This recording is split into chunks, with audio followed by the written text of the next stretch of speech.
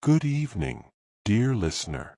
Tonight, as you lie back and let your breath settle, we will begin a slow journey into the mysterious and sometimes shadowed history of one of the world's most talked about societies, the Freemasons. Let this story unfold like a gentle tide, carrying you further into relaxation with every sentence. There is no need to rush, for the night is long, and history is patient.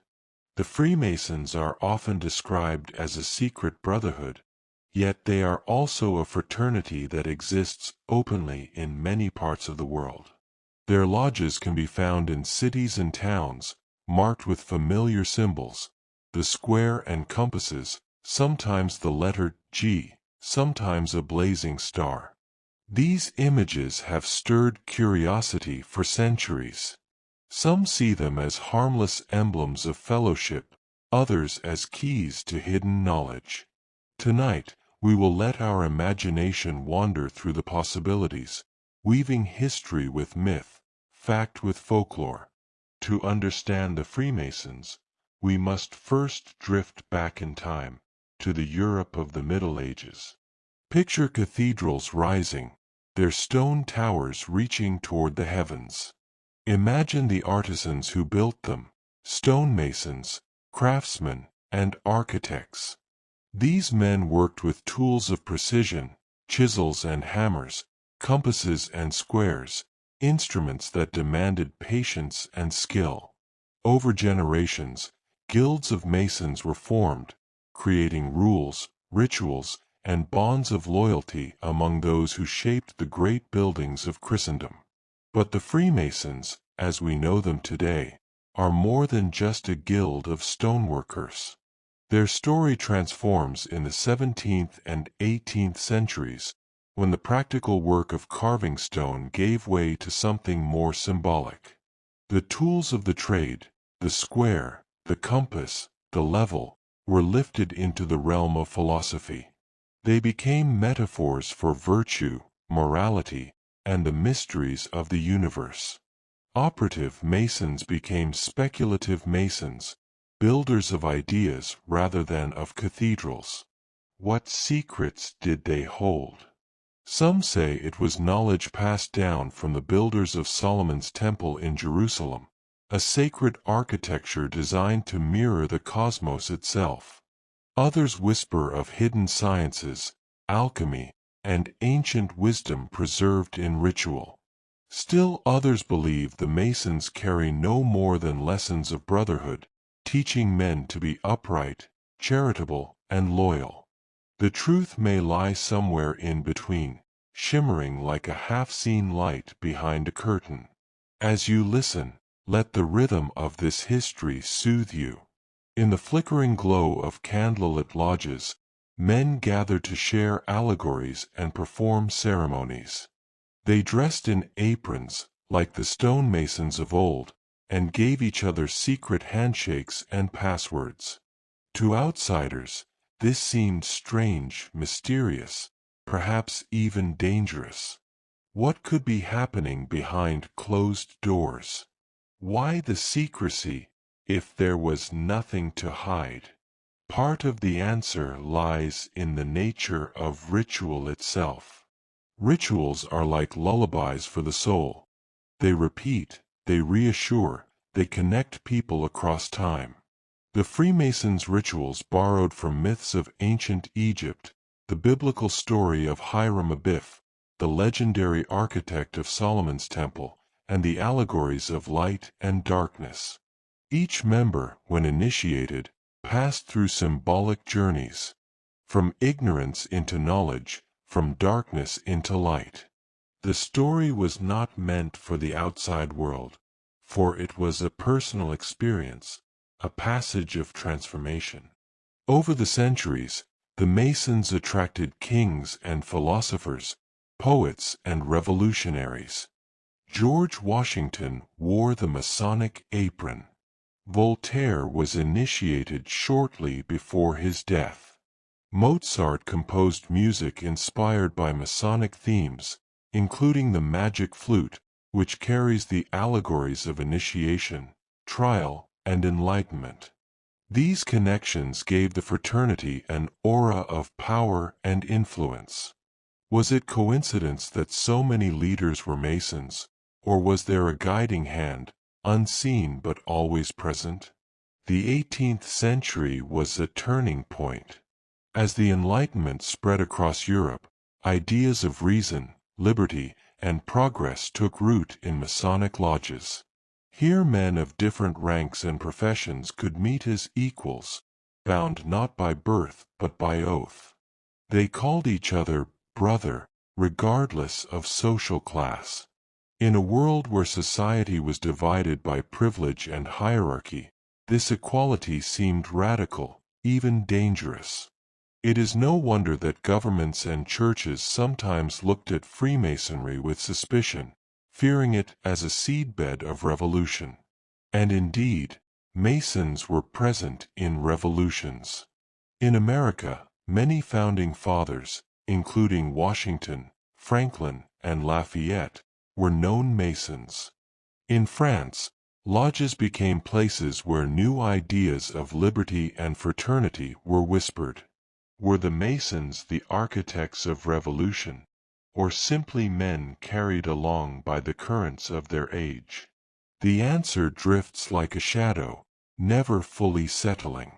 Yet the deeper secret of the Masons is perhaps less political and more spiritual. Their teachings spoke of the great architect of the universe, a divine presence that transcends religion, a principle of order and creation. Members could come from different faiths, Christian, Jewish, even Muslim, so long as they believed in a higher power. In a time of division and sectarian strife, this openness was remarkable. To sit in a lodge was to imagine a world where men of diverse beliefs could work together in harmony. The symbols of the Masons invite endless reflection. The square reminds one to act justly. The compass teaches moderation, drawing a circle around one's passions. The letter G stands for God, or geometry, or perhaps gnosis, knowledge. The eye within the triangle, the blazing star, the two pillars at the temple gate, all are doorways into meditation. They speak not only of secret knowledge but of inner discipline, a call to live with purpose. And yet, the more symbolic the Masons became, the more outsiders wondered, what was really happening? Rumors grew. Some imagined that the Masons held the key to the lost treasures of the Knights Templar, the fabled warrior monks whose order had been destroyed in the 14th century. Others believed the Masons guarded the Holy Grail, or that they were keepers of Egyptian mysteries passed down through millennia. In every age, humanity longs for secret keepers, for the idea that someone, somewhere, still knows the truths we have forgotten. Whether or not these legends are true, they continue to give Freemasonry its aura of mystery. A society that promises moral lessons might not attract so much fascination. But a society whispered to hold ancient secrets, that is another matter. So tonight, as we close this first chapter of our long journey, imagine yourself in a quiet lodge, a candle flickering before you, the smell of wax and old wood in the air. Around you, men in aprons sit in silence, their eyes watching, waiting. A master of ceremonies speaks words whose meaning is hidden in layers of allegory. You feel the weight of history pressing gently on your shoulders, and you realize that you, too, are part of a story centuries in the making. Let this thought drift into your dreams, that perhaps the greatest secret of the Masons is not power or treasure, but the reminder that we are all builders, not of cathedrals of stone, but of temples within ourselves. And with that, we rest, ready to continue the journey in the next chapter. As we move deeper into the shadows of history, let us return again to the world of the Freemasons, not in the bright light of public squares, but in the dim glow of their ritual halls. Tonight, we take a slow walk through the fabric of their ceremonies, their symbols, and the layers of meaning that have fascinated generations. Settle into your place, breathe evenly, and allow the unfolding of the story to guide you further into rest. The very essence of Freemasonry is ritual. Unlike ordinary clubs or societies, where men might meet to discuss politics or business, the lodge is designed as a sacred space. It is not a church, nor is it bound to one religion, yet it is draped with symbolism that feels both ancient and timeless. When a man enters the lodge, he steps into a world apart, a theater of the spirit, where every gesture, every tool, every word carries meaning. Consider the initiation of a new member, known as the entered apprentice. He is led, blindfolded, into the lodge, guided by another brother.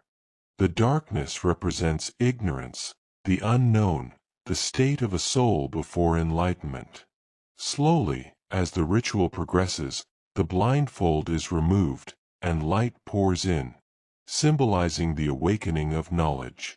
The candidate learns that life itself is a journey from darkness into light, from confusion into understanding. The tools of the stonemason, the square, the compasses, the level, the plumb line, are brought before him. Each tool is explained not as a device for building in stone, but as a moral instrument. The square teaches him to deal fairly with others, to measure his actions by justice. The compasses remind him to draw a circle around his desires, keeping them within the bounds of moderation. The level whispers that all men are equal in the eyes of eternity, while the plumb line reminds him to walk uprightly, true to his conscience. In these lessons, we see how the everyday work of medieval builders was transformed into timeless allegory. What once built cathedrals of stone now builds the cathedral of the self. For many, this is the true heart of Freemasonry. Not a conspiracy, not a hidden empire, but a method of personal improvement, cloaked in ancient symbolism. And yet, the secrecy remains. The passwords, the handshakes, the oaths sworn upon sacred texts. Why keep these things hidden? Why wrap morality in mystery? Perhaps it is because secrecy itself creates meaning. To be given a key that others do not have is to feel entrusted, chosen. To belong to a circle where symbols speak louder than plain words is to step into another layer of life, one that feels sacred and enduring. The Masons have three main degrees: entered apprentice, fellowcraft, and master mason. Each degree is a step on a symbolic ladder, a progression not of rank or power, but of inner awakening. The most dramatic of these is the master mason degree, in which the candidate reenacts the story of Hiram Abiff, the legendary builder of Solomon's Temple. Hiram is said to have been the chief architect of the temple in Jerusalem, entrusted with sacred knowledge of its construction.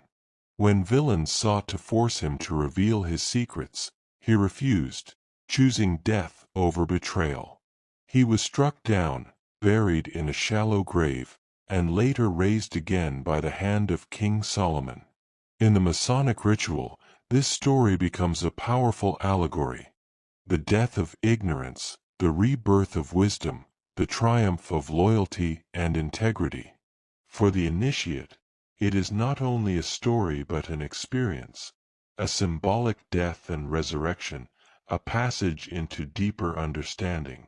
Imagine the scene: the candidate lies still, as if lifeless, while brothers gather around.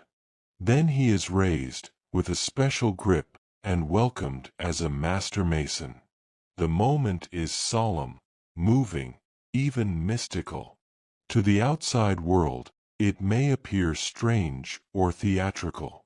But to those who pass through it, it is meant to echo something eternal: the cycle of loss and renewal, of sleep and awakening, of life and death itself. Beyond these core degrees, higher bodies of Freemasonry have grown. The York Rite, the Scottish Rite, each adding layers of allegory, from biblical stories to medieval legends, from chivalric orders to mystical philosophies. Here we find tales of knights, of secret treasures, of hidden words lost and found. For some, these rituals are beautiful pageants. For others, they are echoes of ancient mysteries, faint but powerful, like the last notes of a forgotten song. Symbols accompany every stage. The twin pillars, Boaz and Jachin, stand at the entrance to the lodge, reminders of the temple at Jerusalem. The checkered floor, black and white, suggests the duality of life, light and shadow, joy and sorrow, truth and falsehood. The blazing star shines above, a symbol of guidance, perhaps the divine spark within. The all-seeing eye gazes outward, reminding the Mason that his actions are always observed by the great architect of the universe, whether or not others are watching.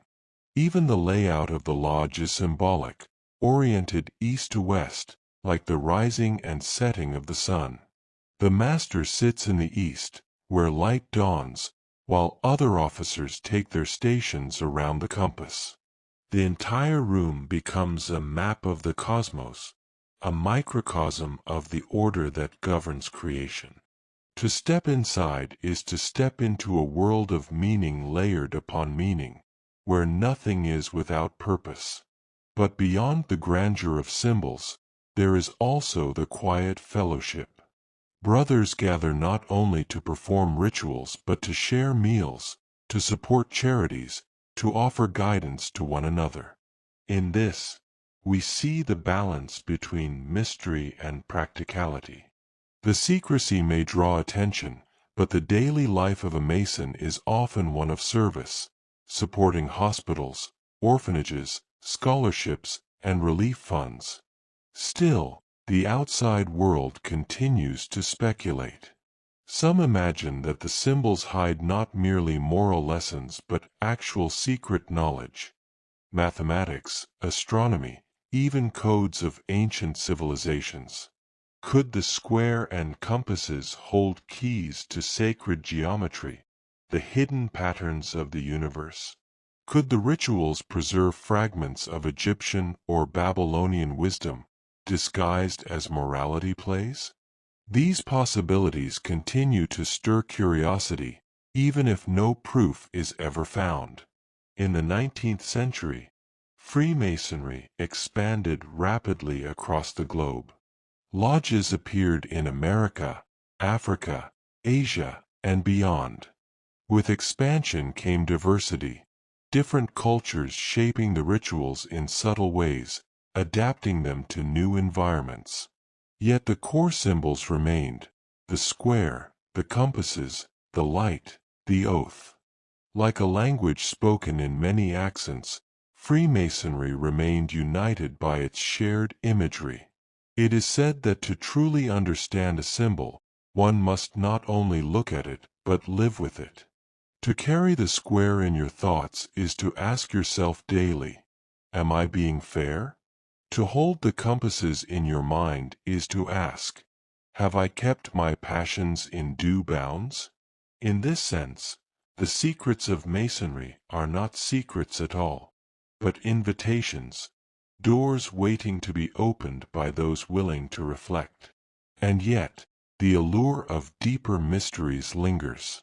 Some whisper of hidden rooms beneath lodges, of vaults filled with ancient manuscripts, of lost words that, if spoken, could unlock the secrets of creation. Whether true or imagined, such tales ensure that Freemasonry remains a living mystery. So, as this second chapter closes, imagine yourself standing upon the checkered floor of a lodge. Above you, the blazing star glimmers faintly. Around you, the pillars rise, silent witnesses to centuries of ritual. As we continue our slow walk through the story of the Freemasons, let us turn now to the way the outside world has viewed them. For as long as the fraternity has existed, it has been wrapped not only in ritual and fellowship, but also in suspicion. To some, the Masons are builders of brotherhood; to others, they are architects of hidden agendas. Tonight, let us drift carefully through this landscape of doubt, conspiracy, and controversy, all while keeping our voices low, steady, and calm. The secrecy of Freemasonry has always attracted curiosity. Humans are drawn to the unknown, like moths to candlelight. A closed door whispers of mysteries behind it. A secret handshake suggests belonging to a world beyond the reach of ordinary life. For centuries, people who watched from the outside wondered what could possibly require such guarded symbols. And when imagination is left without answers, suspicion takes root. One of the earliest sources of fear was the Church. In 18th-century Europe, as lodges multiplied and Enlightenment ideals spread, the Catholic Church saw in Freemasonry a dangerous rival. The fraternity admitted men of different faiths, encouraging them to speak of the great architect of the universe rather than one specific creed. To the Church, this sounded like relativism, even heresy. Popes issued bulls condemning Masonry, warning the faithful not to join. Yet the condemnations only deepened the mystery, suggesting to the public that there must be something powerful, even threatening, hidden inside those rituals. Governments, too, often feared the lodges. In monarchies where power flowed from the throne, the idea of men gathering in private, bound by oaths of loyalty to each other rather than to king or state, was alarming. Rulers worried that Masonic lodges could become breeding grounds for rebellion. In some cases, they were not entirely wrong. The spirit of equality, fraternity, and free thought that flourished inside lodges did sometimes spill out into politics, inspiring men to challenge tyranny. Yet whether Masons plotted revolutions or simply nurtured free minds remains a matter of debate. By the 19th century, suspicion turned into organized opposition. Across Europe and America, anti-Masonic movements arose. Pamphlets and books accused the fraternity of everything from atheism to devil worship. In 1826, in the United States, the mysterious disappearance of William Morgan, who threatened to publish Masonic secrets, fueled a storm of public outrage. Many believed he had been kidnapped or even killed by vengeful Masons. Whether true or not, the event gave birth to the Anti-Masonic Party, the first third party in American politics. For years, this movement fed the fear that Masons were pulling strings behind the curtain of government. Conspiracies multiplied.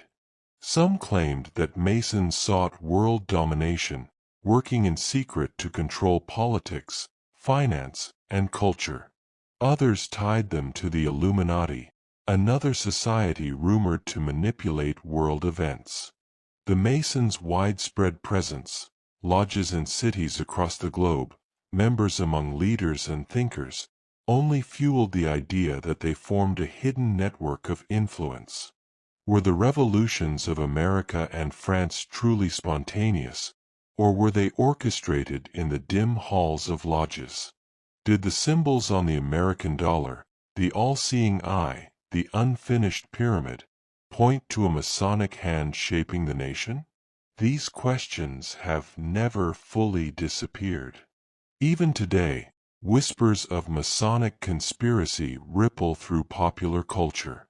Some see the fraternity as harmless, others imagine it as the hidden hand guiding history. Books, films, and documentaries continue to suggest that the Freemasons guard secrets too powerful to reveal. Whether true or not, Such tales give Freemasonry an aura unlike any other fraternity. Yet behind the rumors lies a quieter truth. Most Masons live ordinary lives. They are teachers, doctors, farmers, engineers. They attend meetings, perform rituals, share meals, and raise funds for charity. The grandeur of conspiracy often overshadows the simple reality that much of Masonry is about community and personal growth, not domination or dark secrets. But mystery and suspicion are powerful forces, and they cling to the fraternity like shadows at twilight. Let us pause and consider the psychology of secrecy. To be secretive is to invite speculation. When you close a book and refuse to share its contents, others will imagine that it must contain extraordinary truths. A ritual performed behind closed doors may be nothing more than symbolic gestures and moral lessons, but to outsiders it can seem like witchcraft, sorcery, or forbidden knowledge. Secrecy magnifies the imagination, turning ordinary acts into legends. Still, the Freemasons themselves sometimes encouraged this aura. They adopted symbols that hinted at ancient wisdom: the all-seeing eye, the blazing star, the unfinished temple. They told allegories drawn from sacred texts and medieval lore. In their attempt to teach moral lessons, they also fed the idea that they were heirs to mysteries stretching back to Egypt, Babylon, or Solomon's temple. The very beauty of their symbolism made it easy for others to suspect that more was hidden beneath the surface. This tension between appearance and reality, suspicion and truth, is one of the central features of Masonic history. Perhaps it is also part of their endurance. For secrecy not only binds the members within, but also keeps the outside world forever curious. Imagine yourself, then, in the early 19th century. A small town in America, its streets lit faintly by oil lamps. A Masonic lodge stands at the corner, its windows shuttered. Inside, men gather around a candlelit altar, whispering words that outsiders cannot hear.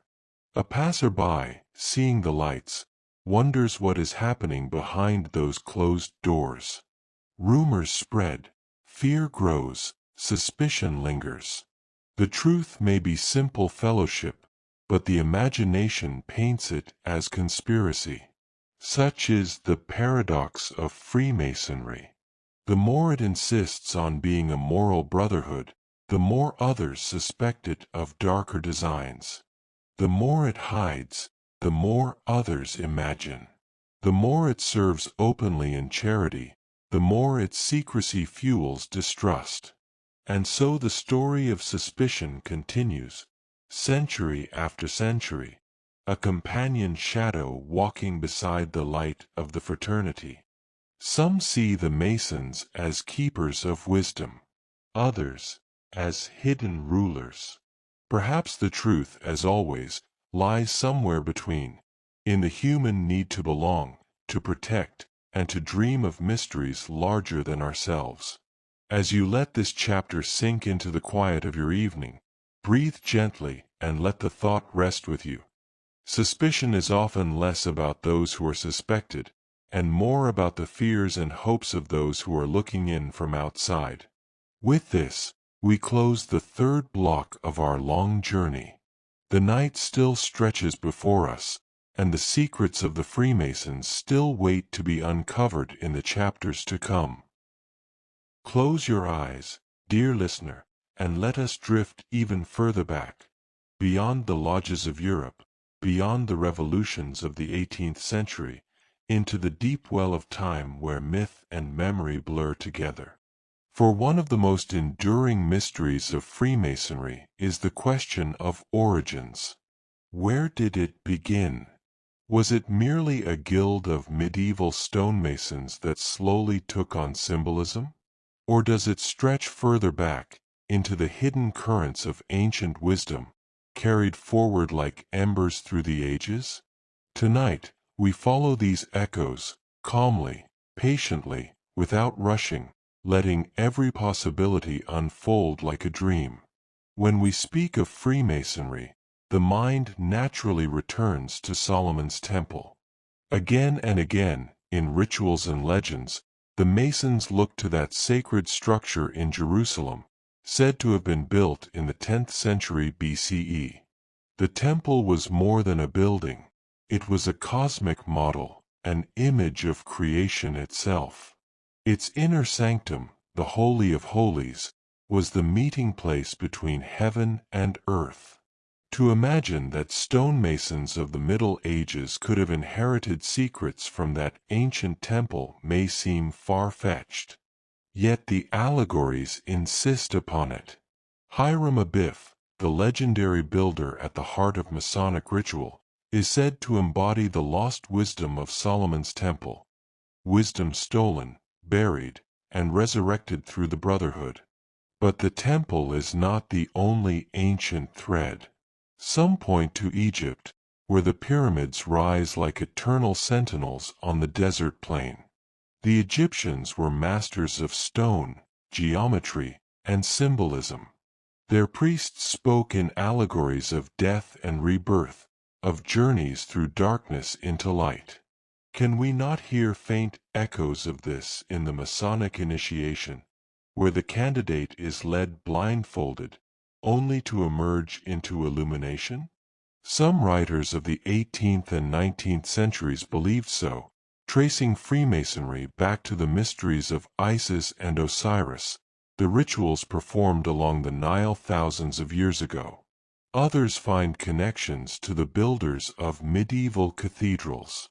These soaring structures, with their stained glass windows and intricate carvings, are not only works of art but also stone books of theology.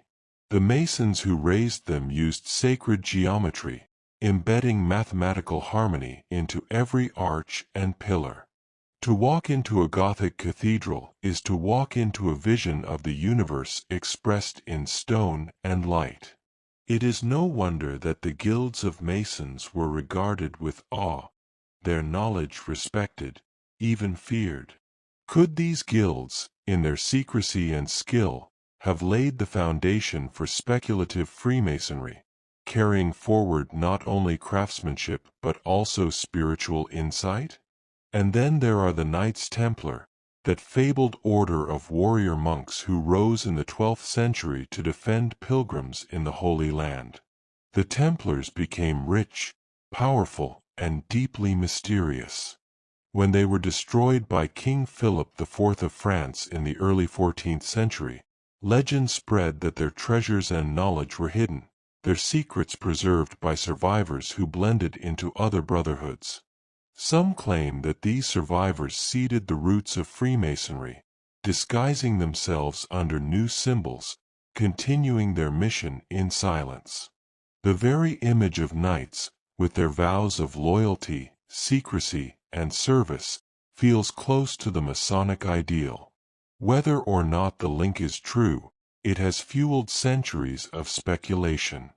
We must also mention the Rosicrucians, a mystical brotherhood said to have emerged in the early 17th century. They spoke of hidden wisdom, of alchemy, of the transformation of the self through secret knowledge.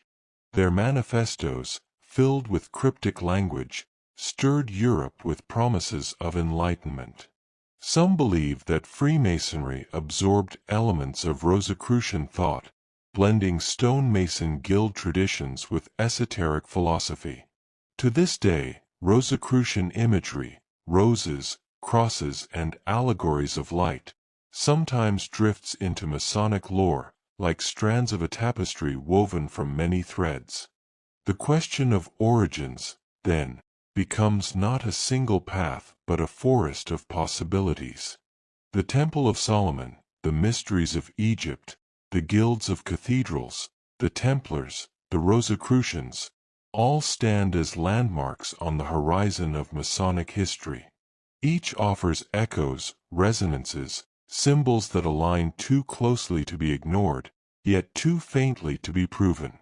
Why does this matter? Because origins give meaning.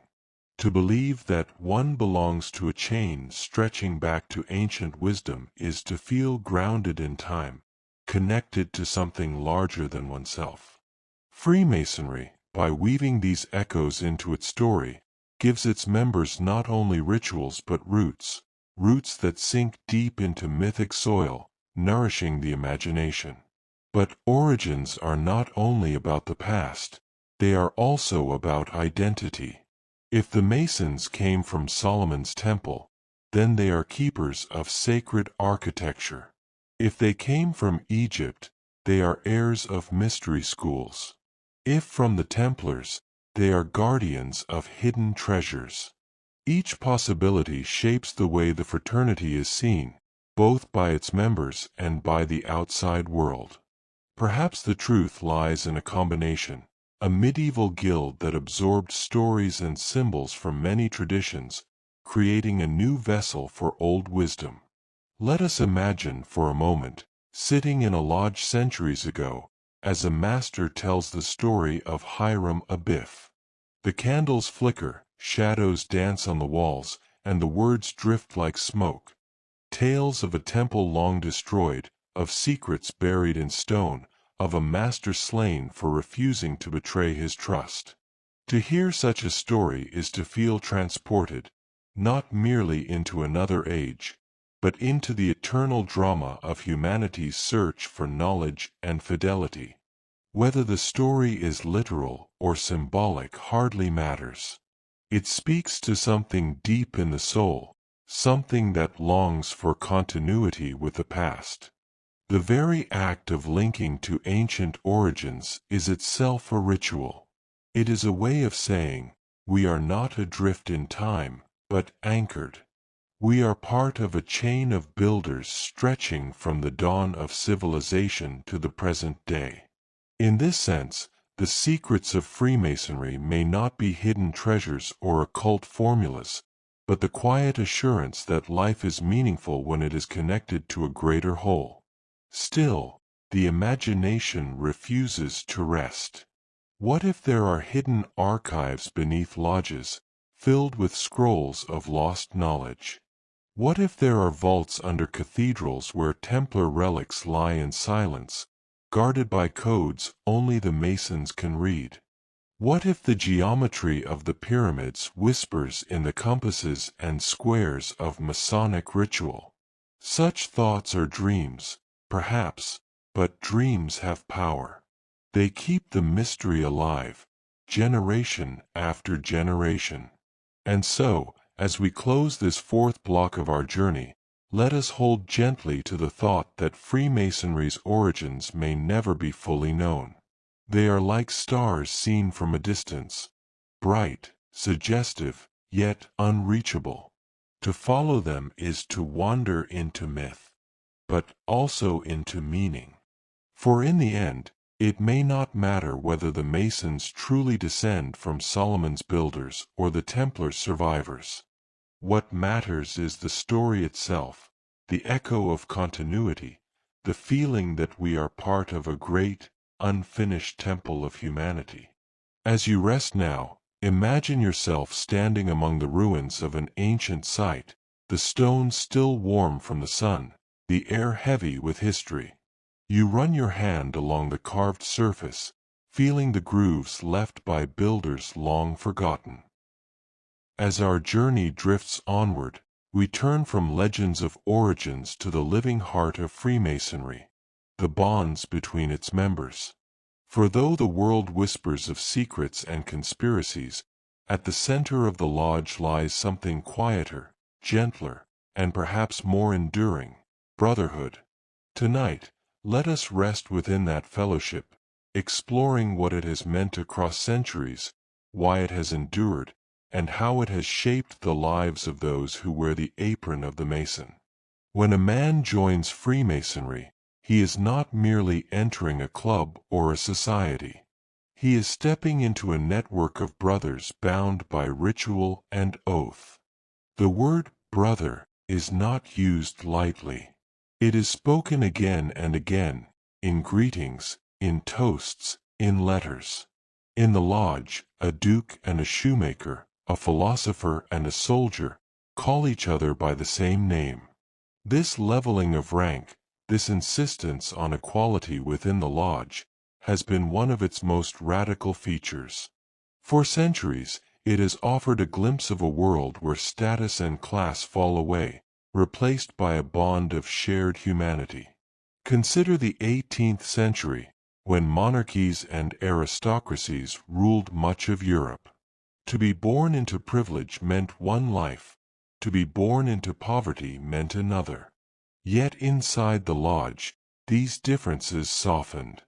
Men sat side by side, engaged not in politics but in ritual, in stories of morality, in reflections on virtue. To shake hands as equals was, in its quiet way, a revolutionary act. No wonder that rulers and churches sometimes feared Masonry. For brotherhood can be a powerful force. This bond was not only social but deeply personal. A Mason was expected to help his brother in times of need, to offer support, guidance, and assistance. The oaths sworn upon initiation were not symbolic only, they carried real weight in daily life. If a brother fell ill, others came to his aid. If he faced hardship, the lodge could provide relief. If he lost his way morally, he was to be guided gently back toward uprightness. This was not charity from above, but fellowship among equals. The apron itself, worn by Masons during ritual, is a symbol of this bond. Simple, white, and often plain, it recalls the working apron of operative stonemasons.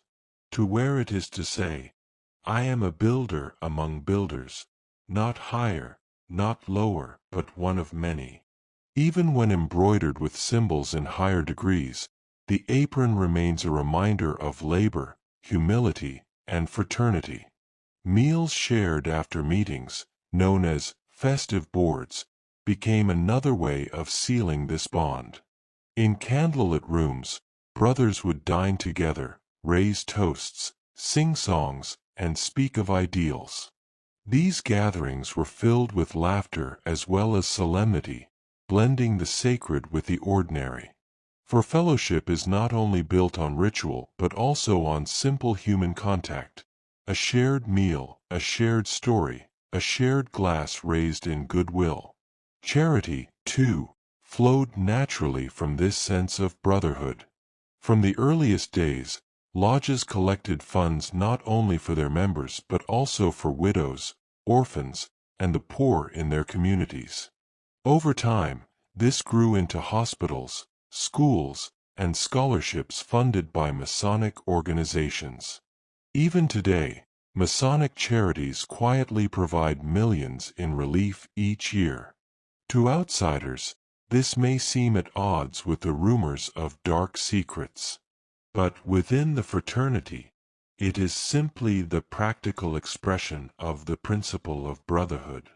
Yet we must not romanticize without reflection. The bond of Masonry has sometimes been criticized as favoritism, helping a brother over an outsider, providing advantages in business or politics.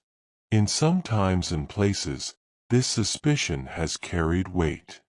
But the ideal, at least, has always been higher.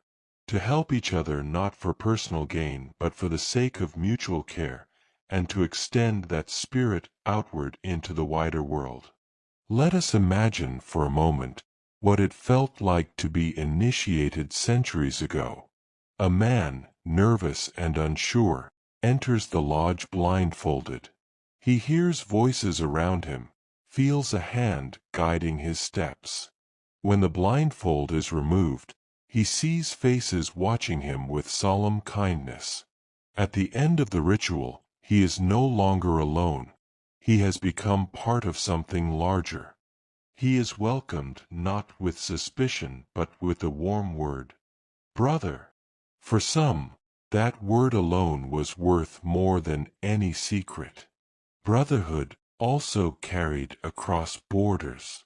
As Freemasonry spread around the globe, lodges became places where strangers could find welcome in foreign lands.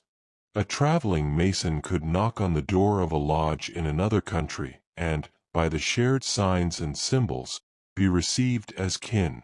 In an age when travel was uncertain and dangerous, this was no small gift. The sense of belonging extended beyond one's hometown, across nations and continents, weaving a web of fraternity that stretched across the world. In wars, too, this bond sometimes revealed itself. There are stories, half legend, half truth, of soldiers on opposite sides recognizing each other as Masons and showing mercy in the midst of conflict. A shared grip, a whispered word, could transform enemies into brothers, if only for a moment. Whether these stories are exaggerated or not, they testify to the belief that the bond of Masonry transcends even the divisions of nations. But brotherhood is not only outward, it is inward as well. The Lodge teaches that each man is building a temple within himself, a structure of character and virtue. To work together as brothers is to remind each other of that labor, to support each other in the slow, patient building of the inner temple. The brotherhood is, in this sense, both external fellowship and internal discipline, a union of social support and personal growth. And yet, once again, secrecy plays its part. To outsiders, the bonds of Masonry can look like hidden alliances, whispers of favoritism, shadows of conspiracy. But to those within, the bond is often simpler. The comfort of belonging, the reassurance that one is not alone in the journey of life. Both images may be true in part. What matters is that the sense of fraternity has endured, across centuries, across continents, through suspicion and persecution. So tonight, as we let this fifth block draw to a close, imagine yourself seated at a long wooden table after a lodge meeting. The candles flicker, the smell of roasted meat and wine drifts through the air, voices rise in laughter and song. Around you are men of all walks of life, farmers, merchants, scholars, nobles, all calling each other brother. You feel the warmth of fellowship, the simple joy of being included, the gentle strength of belonging. Perhaps this, more than any secret handshake or hidden ritual, is the true secret of Freemasonry, that in a world often divided, it offers a place of unity. A place where men can be equals, where bonds endure, where brotherhood itself becomes the foundation stone of the temple they are building together. Breathe slowly, let this thought settle into you like a warm blanket, and know that the night still stretches before us, with many more mysteries to explore. Symbols are the quiet language of Freemasonry. They speak without words, hint without explaining, and linger in the mind long after the ritual has ended. Tonight, as we drift deeper into this long story, let us walk among those symbols. Let us pause before the tools, the emblems, the architectural forms that have shaped the Masonic imagination. In their quiet presence lies a history not only of stone and craft but of thought and mystery. The most familiar symbol, perhaps, is the square and compasses. Together, they are more than tools. They are guiding stars of Masonic teaching. The square teaches fairness, honesty, uprightness. To act on the square is to live with integrity, to deal justly with all people.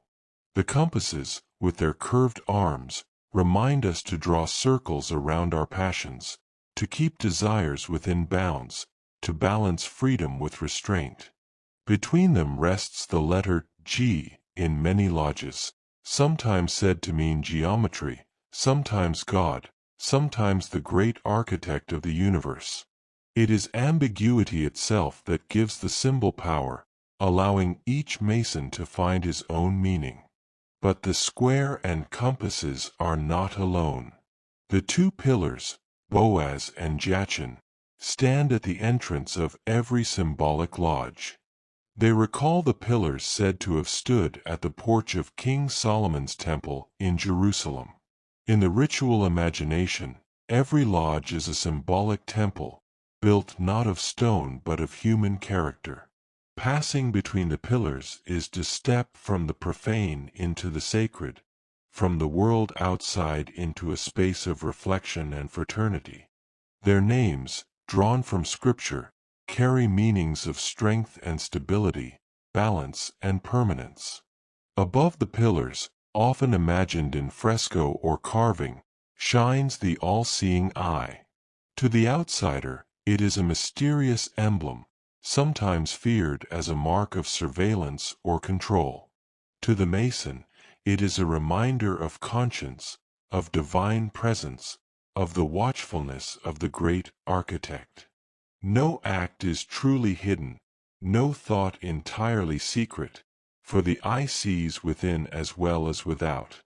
It is a gentle yet sobering emblem, reminding each brother that integrity is not only a matter of public life, but of the quiet corners of the heart. Architecture itself becomes symbolic within Masonry.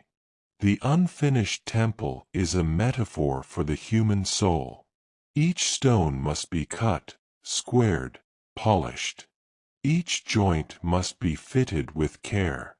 Just as operative Masons built cathedrals that rose over generations, speculative Masons see their lives as a work of architecture that may take a lifetime, even longer, to complete. The gavel, used to chip away the rough edges of a stone, becomes the symbol of discipline, shaping the rough ashlar, the unpolished self, into the smooth ashlar, the perfected self, ready for its place in the temple. Other tools carry their lessons. The plumb line teaches uprightness, the level teaches equality, the trowel spreads the cement of brotherly love. Each tool, once held in the hand of a laborer, is transfigured into a moral compass, a reminder that the labor of the lodge is the labor of the spirit. Even the simplest chisel, when viewed through this symbolic lens, speaks of patience, persistence, and care. Rituals unfold within a space designed to echo these symbols. The lodge room itself is often arranged like a rectangle, oriented east to west, recalling the course of the sun. The master of the lodge sits in the east, where the sun rises, symbolizing wisdom and guidance. The west and south are likewise stations of officers, marking the passage of light across the day. To sit in the lodge, then, is to sit within a living diagram of time, space, and moral order. Candles burn in 3 great lights, often placed around the altar. These lights symbolize knowledge, guidance, and truth. They cast both literal and metaphorical illumination, reminding each Mason that ignorance must give way to understanding, that darkness yields to light. In the soft flicker of those flames, one feels not only warmth but also continuity with countless generations who sat in similar rooms, watched similar lights, and pondered similar mysteries. Even the colors of the lodge have meaning. Blue is called the Masonic color, symbolizing loyalty, truth, and the heavens themselves. Hence the first 3 degrees are known as the Blue Lodge. Gold speaks of light and nobility, red of zeal and fervor, white of purity.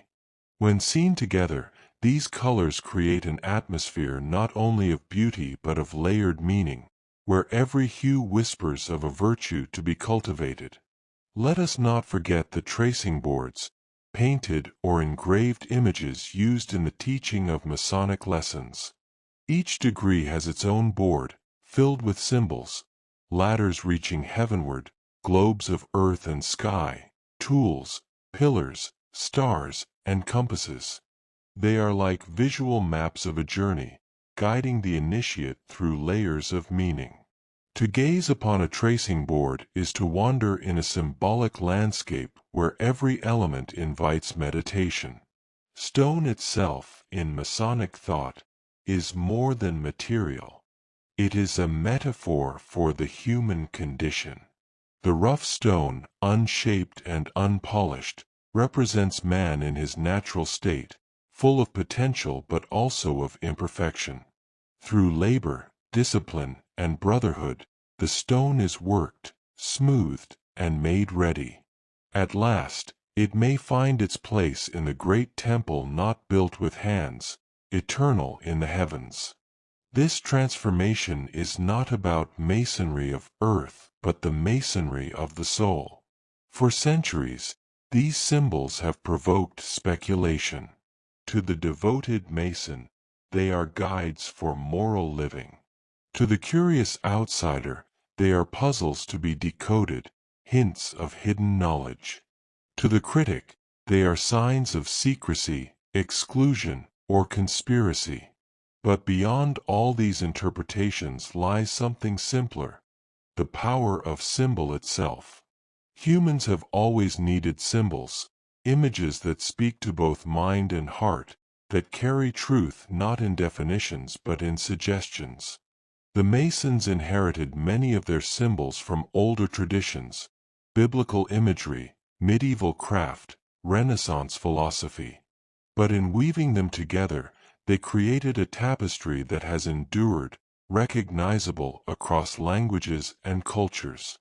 Even today, a square and compasses carved into a cornerstone speaks wordlessly of centuries of brotherhood, labor, and aspiration.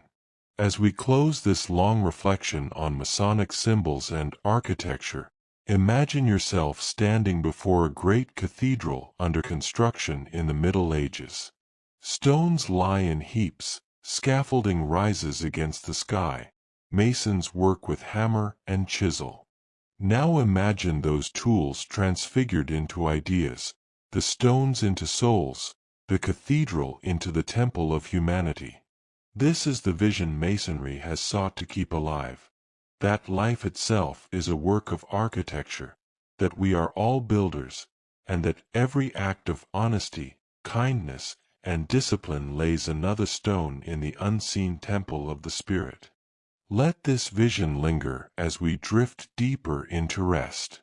For symbols need not be solved like puzzles. They may simply be held, like gentle lights in the darkness, guiding us quietly, steadily, toward wisdom. The lodge is quiet, the candles flicker softly, and the air seems heavier than the night outside. This is the place where Masons gather, not merely as men of a profession or a club, but as participants in a journey guided by ritual, by story, and by the slow unfolding of symbolism. Tonight, we linger in that sacred space, letting the words describe the rituals that have passed from century to century, teaching lessons not in haste but in patience, in reflection, in gentle guidance. Initiation is the heart of the Masonic experience. The candidate enters the lodge, often led by a guide, sometimes blindfolded, his steps slow and careful. The blindfold, or hoodwink, represents ignorance, the darkness that surrounds every human mind before the light of knowledge is brought. As he walks, the guide's hand rests upon him, steady, reassuring. Each step is deliberate, each pause filled with expectation. To the outsider, this may appear theatrical or strange. To the initiate, it is the beginning of transformation. The candidate's entrance is often marked by ritual words, echoes of the past, repeated for centuries. These words are not magic spells but instruments of focus. They signal that the lodge is now a different world, separate from everyday life, a space in which ordinary distinctions vanish, replaced by moral reflection. In this space, every gesture is meaningful, every pause intentional, every sound measured. The very stillness becomes part of the lesson. In the first degree, the entered apprentice is introduced to the tools of the craft: the square, the compasses, the plumb line, the level, and the trowel. Each is explained not merely as a physical instrument, but as a moral one. The square teaches fairness and honesty, the compass is the regulation of desires, the level equality among men, the plumb line uprightness, and the trowel the spread of brotherly love. The novice learns slowly, absorbing the meanings not only in thought but in feeling. Each lesson is reinforced by movement, by touch, by repetition.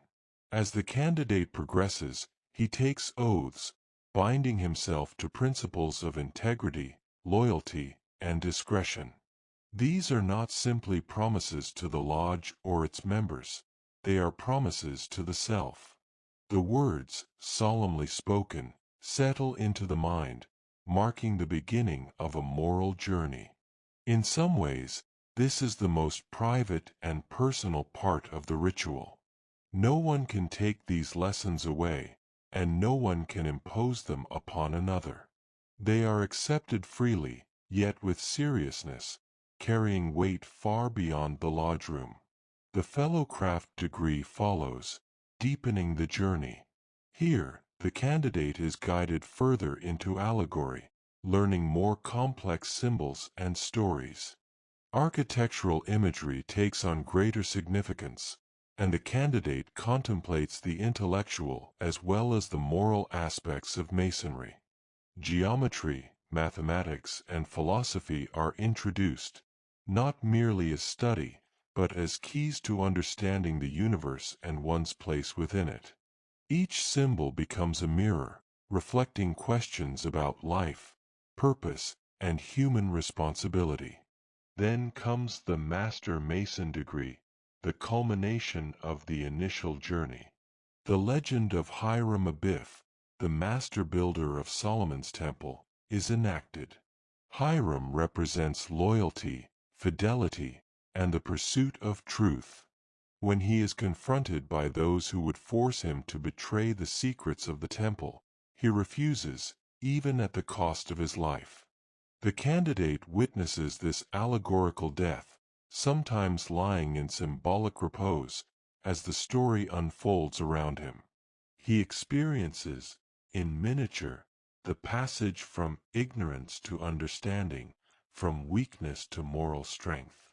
The symbolic death is followed by resurrection.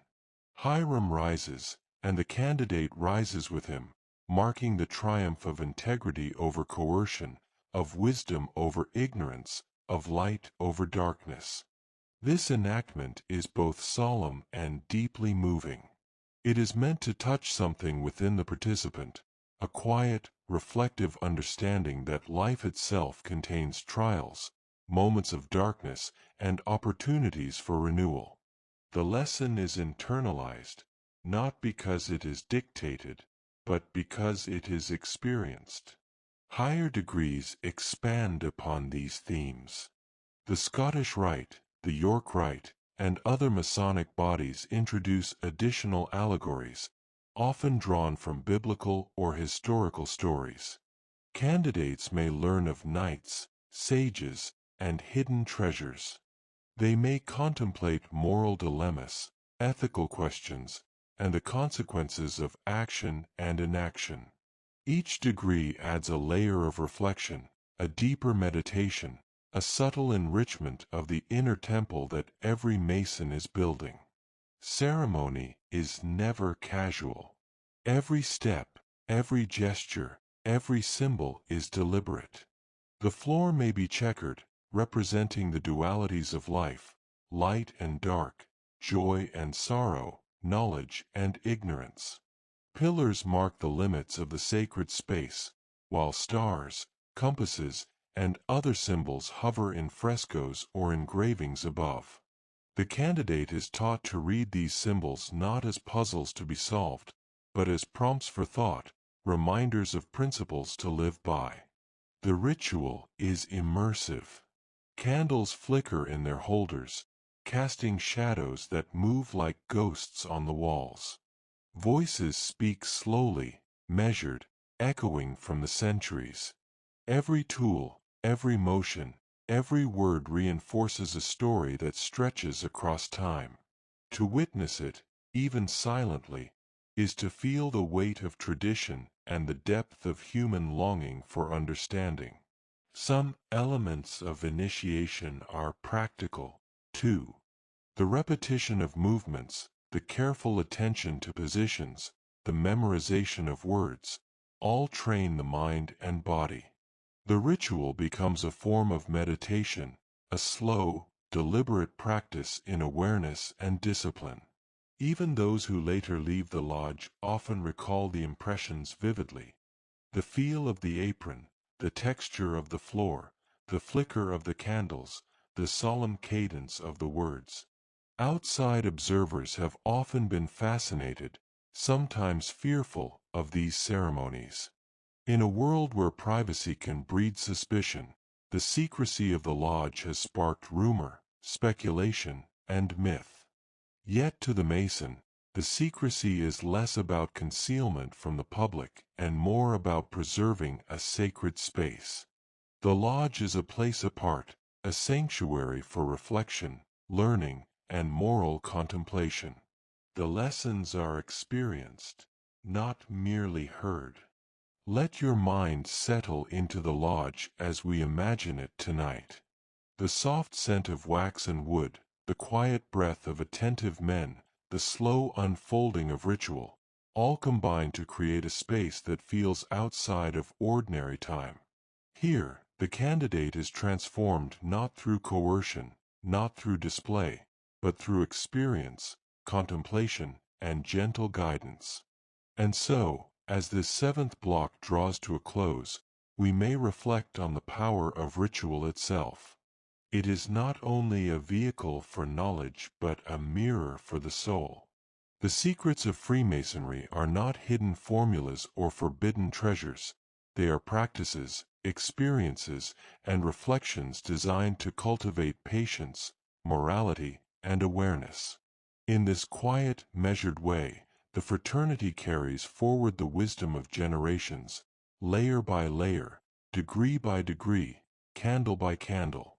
Breathe deeply, allow the candlelight to fade into your imagination, and rest.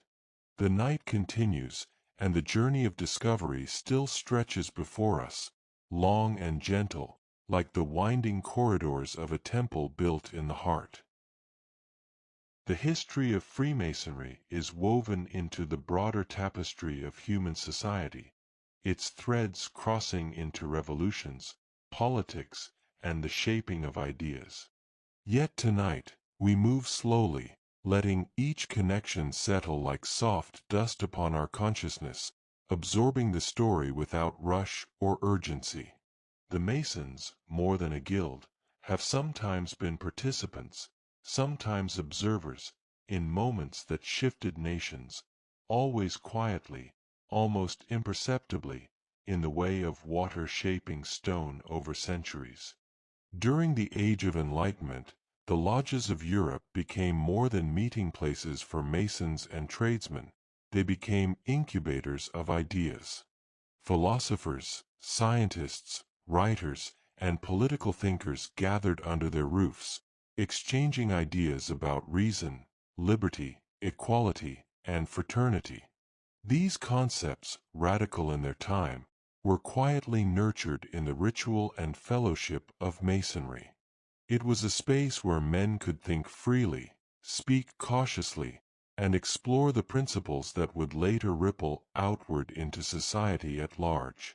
In France, for example, lodges were places where discussions of governance, justice, and social reform took root. While some Masons were merely interested in personal moral improvement, others were thinkers whose ideas contributed to the larger currents that would swell into revolution. The principles of equality and brotherhood, central to Masonic teaching, were mirrored in the cries for liberty that would resound across France in the late 18th century. Though the Lodge did not call the shots of history, it nurtured the climate in which ideas could flourish. Across the Atlantic, in the young United States, Masonry was similarly influential. Several of the founding fathers were Masons, and while the extent of their organizational coordination remains a matter of debate, it is clear that Masonic ideals were present in the philosophical framework of the new nation. The emphasis on morality, civic responsibility, and the cultivation of virtue informed the personal conduct of many leaders. Symbols and allegories of Masonry even found their way into architecture, coinage, and national iconography, subtly echoing the fraternity's presence in public life. The lodges also played a quieter, human role in political life. Masons often supported one another across professional and social boundaries. In times when social mobility was limited, these networks could provide assistance, mentorship, and guidance. For those traveling or relocating, finding a lodge offered both fellowship and practical support. It was an invisible web of social capital, sometimes misunderstood by outsiders, sometimes exaggerated into rumors of secret control. Yet at its core, it was simply a brotherhood navigating the wider world together. In times of upheaval, Freemasonry's influence sometimes became more visible.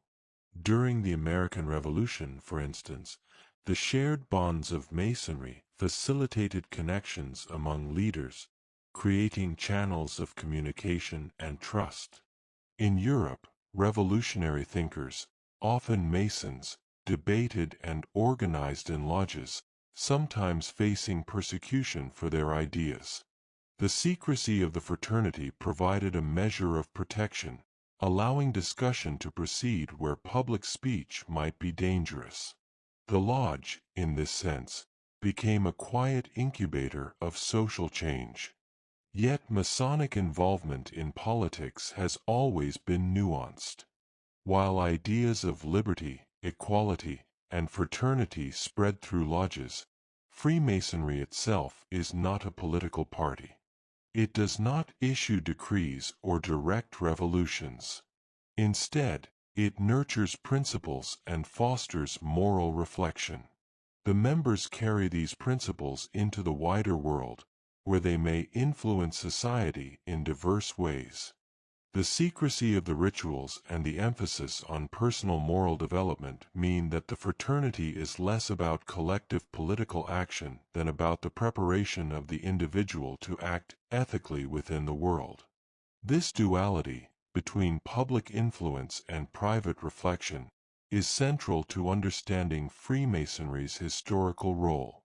To outsiders, the fraternity often appeared to hold hidden power, a shadow network guiding events behind the scenes. Some feared that Masonic lodges were centers of intrigue, manipulating governments and monarchs. Pamphlets, books, and conspiratorial writings proliferated, portraying Masons as hidden rulers, plotting the course of history from behind closed doors. These fears, while often exaggerated, highlight the tension between visibility and secrecy that has always accompanied Freemasonry. Yet inside the lodges, the work was often simpler. Men gathered to discuss ideas, practice rituals, and cultivate virtue. They debated philosophy, history, and ethics. They taught one another patience, discretion, and respect. The lessons of symbolism and allegory were reinforced in daily life, in conduct toward family, neighbors, and community. The political and social influence was not necessarily a conspiracy but a natural outcome of gathering thoughtful, principled men and encouraging reflection on justice, morality, and human responsibility. Consider, too, the role of Freemasonry in philanthropy, often intertwined with its moral teaching. Lodges across Europe and America organized charitable efforts, building hospitals, schools, and libraries. Such endeavors were acts of civic engagement, quietly improving society without fanfare or publicity. This practical influence, while less sensational than tales of secret control, arguably shaped communities more effectively than rumor or fear ever could. Here again, the influence of Masonry extended beyond ritual, into the everyday lives of people both inside and outside the fraternity. Internationally, Masonic principles fostered networks of mutual understanding. In a Europe divided by language, nation, and culture, lodges offered a space where men of different backgrounds could meet as equals. Shared rituals, shared symbols, and shared values bridged gaps that might otherwise have been insurmountable. Even in times of conflict, such networks provided channels of connection, enabling dialogue where diplomacy often failed. The fraternity became, in its quiet way, a stabilizing presence across borders. Throughout history, the tension between secrecy and influence has persisted. For some, the secrecy is a source of fascination or fear, suggesting hidden agendas or concealed knowledge. For Masons, the secrecy preserves the integrity of the teachings, protects the sanctity of ritual, and encourages introspection. Both perspectives are real, yet neither captures the full picture. The true influence of Freemasonry lies not in domination but in cultivation. Cultivation of thought, of character, of ethical action, and of social networks that reflect these values. As we imagine the centuries passing, we can see the quiet echo of these lessons in history. Debates in lodge rooms spilling into parliaments and assemblies, charitable projects influencing towns and cities, personal conduct shaped by ritual guiding public behavior. The threads are subtle, interwoven, almost imperceptible, yet persistent. They speak of the power of ideas nurtured in reflective fellowship, rather than in the clamor of overt power. Tonight, let us breathe slowly and picture a European lodge in the late 1700s. The streets outside are filled with chatter and rumor. Within, men sit in candlelight, discussing philosophy, morality, and the meaning of liberty. Their gestures are measured, their words deliberate. Outside observers may speculate, fear, or misinterpret. In the quiet corners of history, the human mind has always been drawn to mystery. When the actions of men are hidden from view, when rituals are performed behind closed doors, when symbols speak more than words, the imagination stirs. Freemasonry, with its blend of secrecy, symbolism, and centuries-old tradition, has become fertile ground for stories both gentle and wild, for myths and legends that whisper across generations. Tonight, we explore these tales softly, allowing them to drift over us like clouds in a still sky, curious but calm, speculative but never urgent. One of the most enduring threads is the connection to the Knights Templar. Long after the dissolution of the Templar Order in the early 1300s, rumors persisted that some members had survived, carrying with them treasures, documents, and secret knowledge. Freemasonry, emerging in the late medieval and early modern periods, was sometimes thought to be the heir of these secret currents. While historians debate the exact connection, the legend itself, of hidden knowledge, of continuity across centuries, has captivated imaginations and lent an aura of mystery to the fraternity. The Templars' story merges with another legend, the search for lost wisdom, sometimes linked to biblical secrets, hidden relics, or esoteric knowledge. Some narratives suggest that Masons guard truths too profound or dangerous to be spoken aloud. The allegorical nature of the rituals reinforces this idea. Symbols, allegories, and rituals act as both lesson and veil, revealing and concealing simultaneously.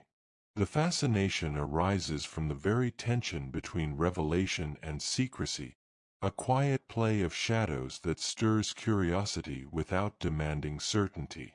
In the 18th and 19th centuries, additional theories emerged, linking Freemasonry to the Illuminati. Founded in 1776 in Bavaria, the Illuminati were a small society of intellectuals advocating reason and moral progress. Their goals, while not inherently secretive in a sinister sense, were often exaggerated into tales of world domination. Because some members overlapped with Masonic lodges, conspiracy theorists suggested a hidden hand guiding revolutions, governments, and financial institutions. Again, the reality is subtle. The true influence was largely intellectual and ethical, but the myth grew, spreading widely and persistently. Even popular literature and newspapers contributed to these myths. Tales of hidden vaults, coded messages, and clandestine meetings captured the imagination. People speculated about secret signs, gestures, and symbols in public life. What began as curiosity or fear sometimes transformed into elaborate narratives. The Masons as puppet masters of history, architects of events beyond the understanding of ordinary citizens. To many, these legends were both alluring and frightening, yet they often misunderstood the nature of Masonry itself. Yet, within the fraternity, secrecy serves a different purpose. Rituals and signs are intended as tools for reflection and instruction, not manipulation. The handshakes, passwords, and symbols create a shared language among members, a method of moral and philosophical teaching that is experiential rather than didactic.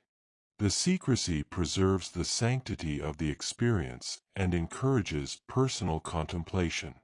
Outside observers may see conspiracy, insiders experience meditation. Other legends focus on the so-called Black Papyrus, a mythical text said to contain ancient wisdom or forbidden knowledge. Stories claim that this document has been preserved in hidden archives, passed from one generation of Masons to the next. While no historical evidence supports such a text, the story persists, emblematic of the human longing for hidden truths and the idea that some knowledge must be guarded, awaiting the worthy. Freemasonry has also been linked in popular imagination to architecture. Gothic cathedrals, pyramids, and even city grids are sometimes described as bearing hidden Masonic designs. Lines drawn from stone to star, from compass to spire, have been interpreted as secret maps or coded messages. While these interpretations are often speculative, they reflect the fascination with pattern, order, and meaning, core themes of Masonic thought, abstracted and reimagined in folklore. Within lodges themselves, stories flourish in gentle, internal myth-making. Masters tell allegories of ancient builders, legendary masters, and symbolic treasures.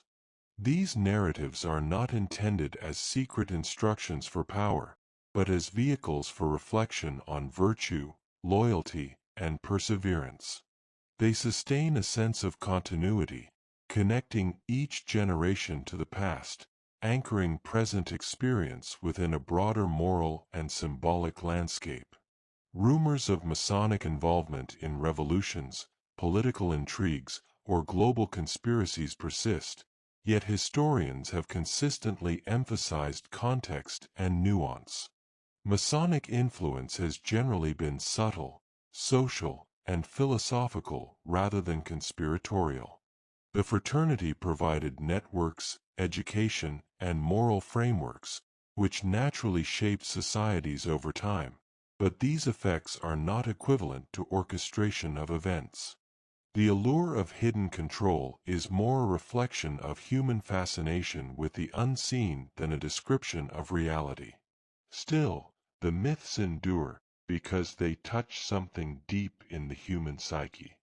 The idea of guardians of hidden wisdom appeals to a desire for connection with a larger, mysterious world. Allegories of secret passages, ancient treasures, and coded messages excite the imagination. They echo our longing to discover what lies beneath the surface, to find meaning beyond the ordinary, to glimpse truths that are not easily spoken. Consider the quiet pleasure of reading such legends at night, as we do now. We are aware that they are stories, yet their rhythm, their symbolism, and their mystery calm rather than alarm. Like a gentle fog over a valley, they obscure certain details while highlighting others, encouraging reflection rather than action. The myths themselves become meditative, a space in which curiosity and wonder can coexist with calm and serenity. Freemasonry, then, exists in three realms simultaneously: as an active fraternity practicing rituals and teaching moral principles, as a historical influence on social, intellectual, and political life, and as a source of legend, myth, and speculation. Each realm interacts with the others, creating a complex tapestry of understanding and imagination. To study Freemasonry is to move slowly across these layers, appreciating the lessons, observing the history, and delighting in the stories, without needing to resolve every question. As we allow this ninth block to settle, imagine the lodge at twilight, shadows flickering on the walls, voices speaking softly in ritual, candles illuminating symbols etched into wood and stone. Outside, the world moves in its usual chaos, but inside, a quiet universe of contemplation, allegory, and myth persists. Here, the mind may wander freely, imagining hidden libraries, ancient builders, or celestial maps, yet remain grounded in the calm, reflective space that Masonry provides. Breathe deeply and slowly. Let the gentle allure of these myths and legends drift over you like a soft tide, encouraging rest, reflection, and curiosity without urgency. The night is long, and the story continues, layer upon layer, block upon block, each revealing more of the rich, intricate world of Freemasonry. Freemasonry is not merely a collection of rituals, symbols, and historical connections. At its heart, it is a philosophy, a way of living and thinking, a structure for moral contemplation. The lessons embedded in its symbols and ceremonies are intended not for immediate mastery but for slow absorption, for reflection over years, even decades. Tonight, as we rest in the quiet light of thought, let us wander gently through this inner world, exploring the ways in which Masonic philosophy shapes character and cultivates virtue. The first principle is that of personal integrity.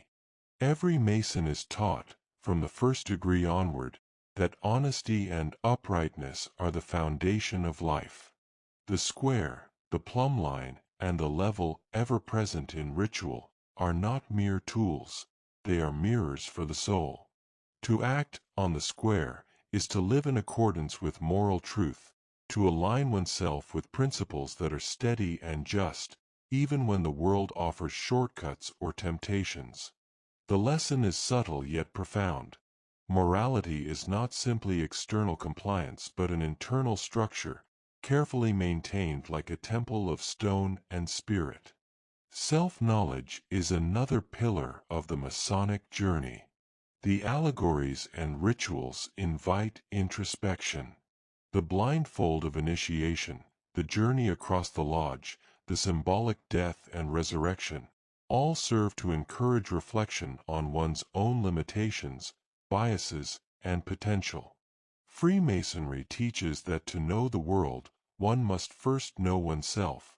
To guide others, one must first guide oneself. The experience is gradual, gentle, and layered, allowing each person to internalize the lessons at their own pace. Patience and discipline are cultivated through repeated practice and reflection. Rituals are precise and deliberate, motions are repeated, symbols revisited. This is not rigidity for its own sake, but a method to train the mind and spirit. By moving slowly, observing carefully, and reflecting on each gesture, the Mason learns to approach life with calm and consideration. In a world of haste and distraction, this discipline is a quiet refuge, a space to cultivate mindfulness and intentionality. Brotherhood, as we have explored before, is not merely social. It is a moral and philosophical principle. The idea that men are bound to support one another, to extend aid and guidance, to treat each other with respect and care. The fraternity teaches that virtue is not solitary, it is nurtured in community. By observing the conduct of others, reflecting on shared ideals, and participating in fellowship, each Mason develops both empathy and responsibility. The moral lessons are embedded not only in words but in relationships, in shared experiences, and in mutual guidance. Truth-seeking is central to Masonic philosophy. The rituals and symbols do not deliver answers outright. They pose questions, suggest paths, and invite exploration. The temple, unfinished and eternal, is a metaphor for this ongoing quest. Each stone, each tool, each sign is an invitation to examine, to ponder, to strive for understanding. The Mason is encouraged to observe, to study, to learn not only from texts and lectures but from life itself, from nature, from human experience. The pursuit of truth is both internal and external, a lifelong journey rather than a destination. Symbolism reinforces these lessons. The square teaches honesty, the compasses self-restraint, the pillars strength and stability. Colors, numbers, and geometrical forms are not arbitrary. Each carries layers of meaning, inviting meditation and insight. Even the simplest tool, a trowel, a chisel, carries instruction. These lessons are not abstract. They are tangible, concrete, and yet open to interpretation, allowing each Mason to find personal resonance and moral guidance. Masonry also emphasizes humility and moderation.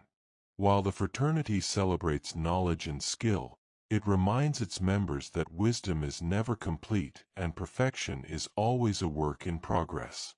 The rough ashlar, slowly shaped into the perfect stone, is a symbol of human growth.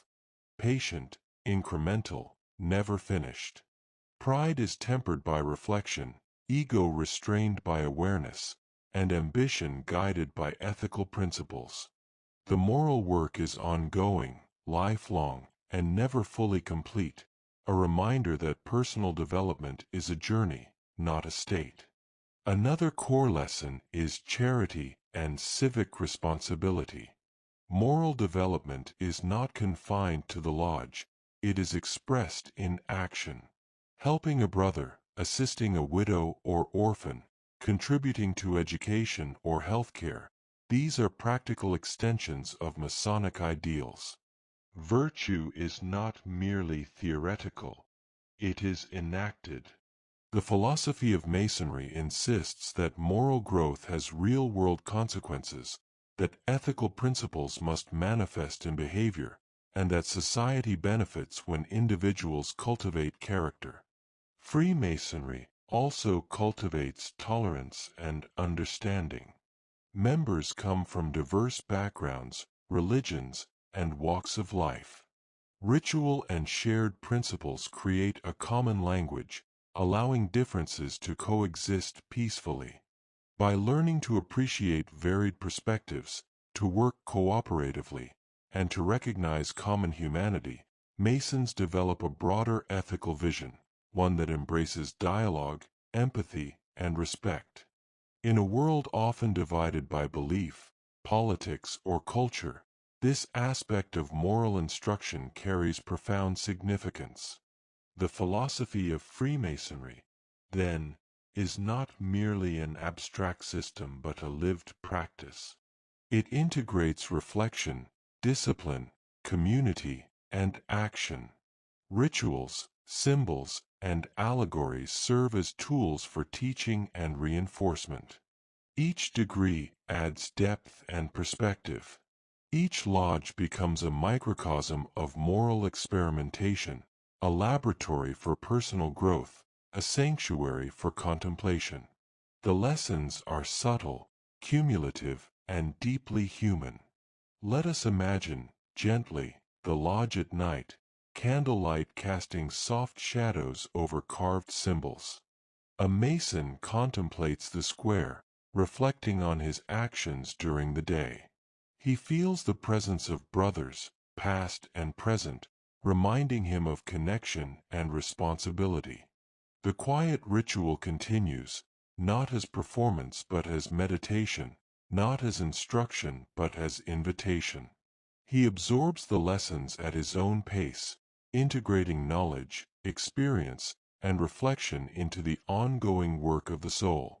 And so, as this 10th block draws to a close, we may rest in the understanding that Freemasonry is, above all, a philosophy of life. It is about cultivating virtue, seeking truth, nurturing brotherhood, practicing patience, and expressing morality in action. It is a structure for living thoughtfully, for reflecting slowly, for growing steadily. The lessons are subtle, profound, and enduring, like gentle rivers carving their way through the landscape of human experience. Breathe deeply, let the wisdom settle quietly in your mind, and allow yourself to rest in the calm assurance that the journey of reflection continues gently, steadily. The lodge is a quiet space, lit softly by candles, the smell of polished wood and wax mingling gently in the air. It is here, in this serene environment, that a Mason embarks upon the symbolic journey, a journey both outward in action and inward in reflection. The steps are measured, deliberate, and imbued with meaning, designed to guide each participant through lessons that unfold gradually, over time and with contemplation. The initiation begins at the door. The candidate, often blindfolded, steps into a world apart from the ordinary, guided by the hand of a more experienced brother. The darkness is symbolic, representing ignorance, the unknown, and the initial state of the human mind before enlightenment. Each step is careful, each movement conscious. The lodge itself becomes a landscape of moral geography, where every corner, pillar, and symbol marks a stage in the journey of personal development. The first trial often involves reflection on the self. The candidate may be asked to consider his actions, his intentions, and his responsibilities. The tools he encounters, the square, the compasses, the level, the plumb line, serve as mirrors, each reflecting a different facet of character. The square teaches honesty and fairness, the compasses, self-restraint, the level, equality and humility, the plumb line, uprightness and moral alignment. As the candidate contemplates each, he is encouraged to internalize the lessons, to integrate them quietly into the fabric of his own mind and behavior. The symbolic journey continues with the paths within the lodge. The floor, often checkered with black and white tiles, represents dualities, light and dark, joy and sorrow, knowledge and ignorance. Moving across this patterned ground, the initiate is reminded that life itself is a series of contrasts, and wisdom lies in understanding and navigating these contrasts with balance and thoughtfulness. Every step across the floor is a meditation, a slow and deliberate act of moral engagement. The pillars, Boaz and Jachin, stand as gateways into deeper understanding. Passing between them is a metaphorical crossing from the profane to the sacred, from the ordinary to the reflective. The pillars represent strength and stability, guiding the initiate as he moves further into symbolic space. Above them, the all-seeing eye observes not as a judge, but as a reminder of conscience, integrity, and awareness. The candidate learns that moral and ethical responsibility is both internal and eternal, present in thought, word, and action. Within the lodge, the tracing boards serve as maps of the symbolic journey. Each board contains images of tools, pillars, stars, ladders, and globes. They are not puzzles but guides, offering visual prompts for meditation and reflection.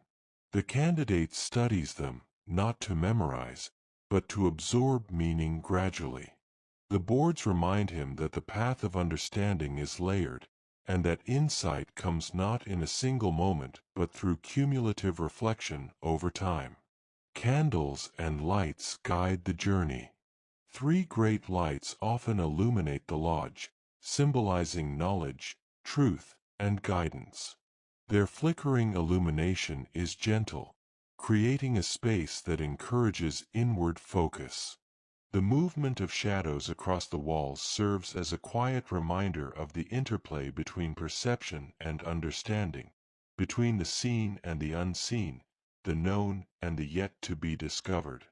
As the candidate progresses through degrees, symbolic challenges arise. These are not tests of strength but of character.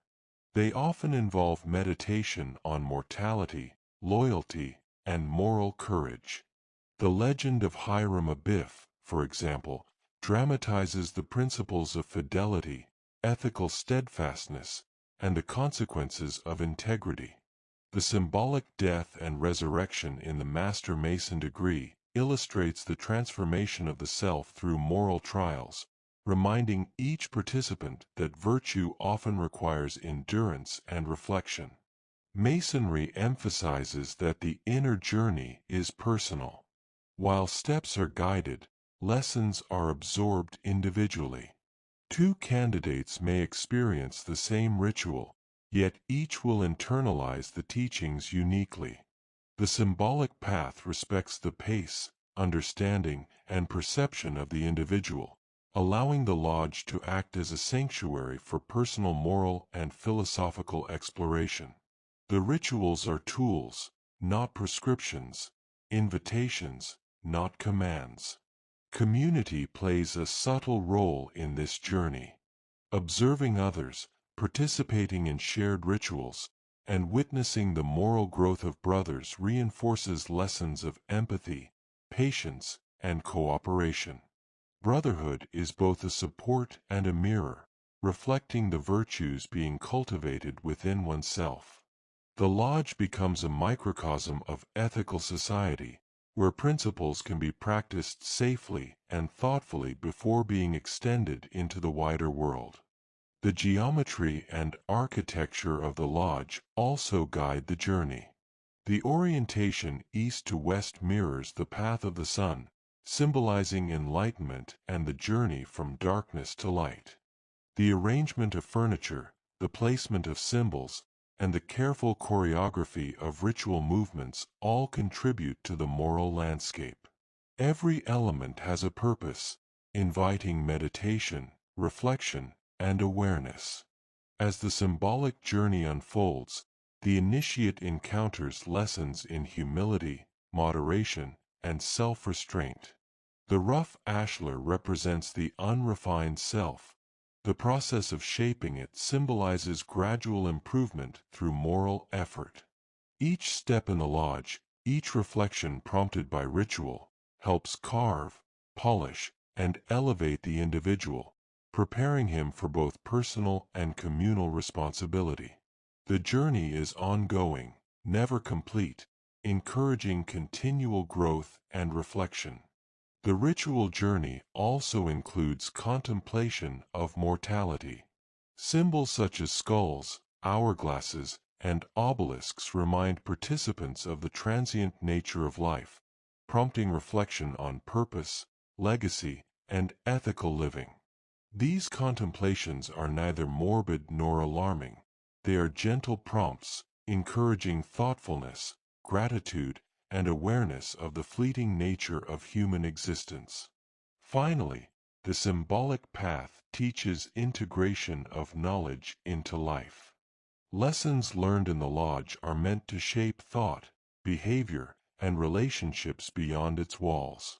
Ethical reflection, moral courage, self-discipline, and brotherly love are principles intended to guide daily life.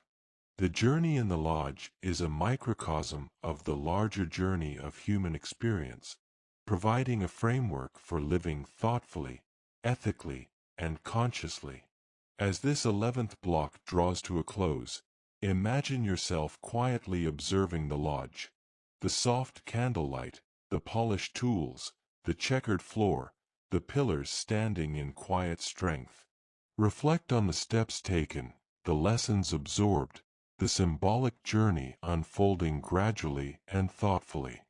The experience is meditative, immersive, and enduring, a gentle guide toward inner growth and understanding. Breathe deeply, let the images of ritual, reflection, and symbolic journey settle in your mind, and allow your consciousness to rest in the calm, steady rhythm of Masonic contemplation. The path continues, quietly, patiently, degree by degree, block by block, lesson by lesson, inviting the soul to grow steadily, gently, and with enduring awareness. In the quiet chambers of the lodge, symbols extend beyond the tools of the craft into the realms of number, geometry, and the cosmos itself. Freemasonry, with its careful attention to proportion, pattern, and harmony, invites each participant to consider not only the material world but the deeper, often unseen order that underlies all things. Tonight, let us drift slowly through these symbolic realms, allowing the mind to absorb subtle meanings and gentle truths. Numbers carry profound significance in Masonic thought. The number 3, for instance, recurs in multiple contexts: the 3 degrees of craft masonry, the 3 great lights, the 3 principal officers of the lodge. It is a number of balance, harmony, and completion, reminding the initiate that moral and intellectual development is multifaceted. Meditating on 3 encourages reflection on relationships, choices, and the interconnectedness of actions, thought, and character. Similarly, the number 7 appears throughout ritual and symbolism, representing wisdom, contemplation, and spiritual insight. 7 steps, 7 pillars, 7 lights. These repetitions are not arbitrary. They form a rhythm, a cadence that encourages patience and reflection. The human mind is attuned to pattern, and these numbers guide both attention and meditation, fostering awareness of deeper structures in life and nature. Geometry is equally central. The square, compasses, circle, and triangle are more than tools or decorative shapes. They are keys to understanding proportionality, order, and the laws of the universe. The square teaches rectitude, the circle emphasizes harmony and infinity, and the triangle symbolizes balance and completeness. Each shape serves as both moral and intellectual instruction, gently guiding thought toward reflection on both the self and the cosmos.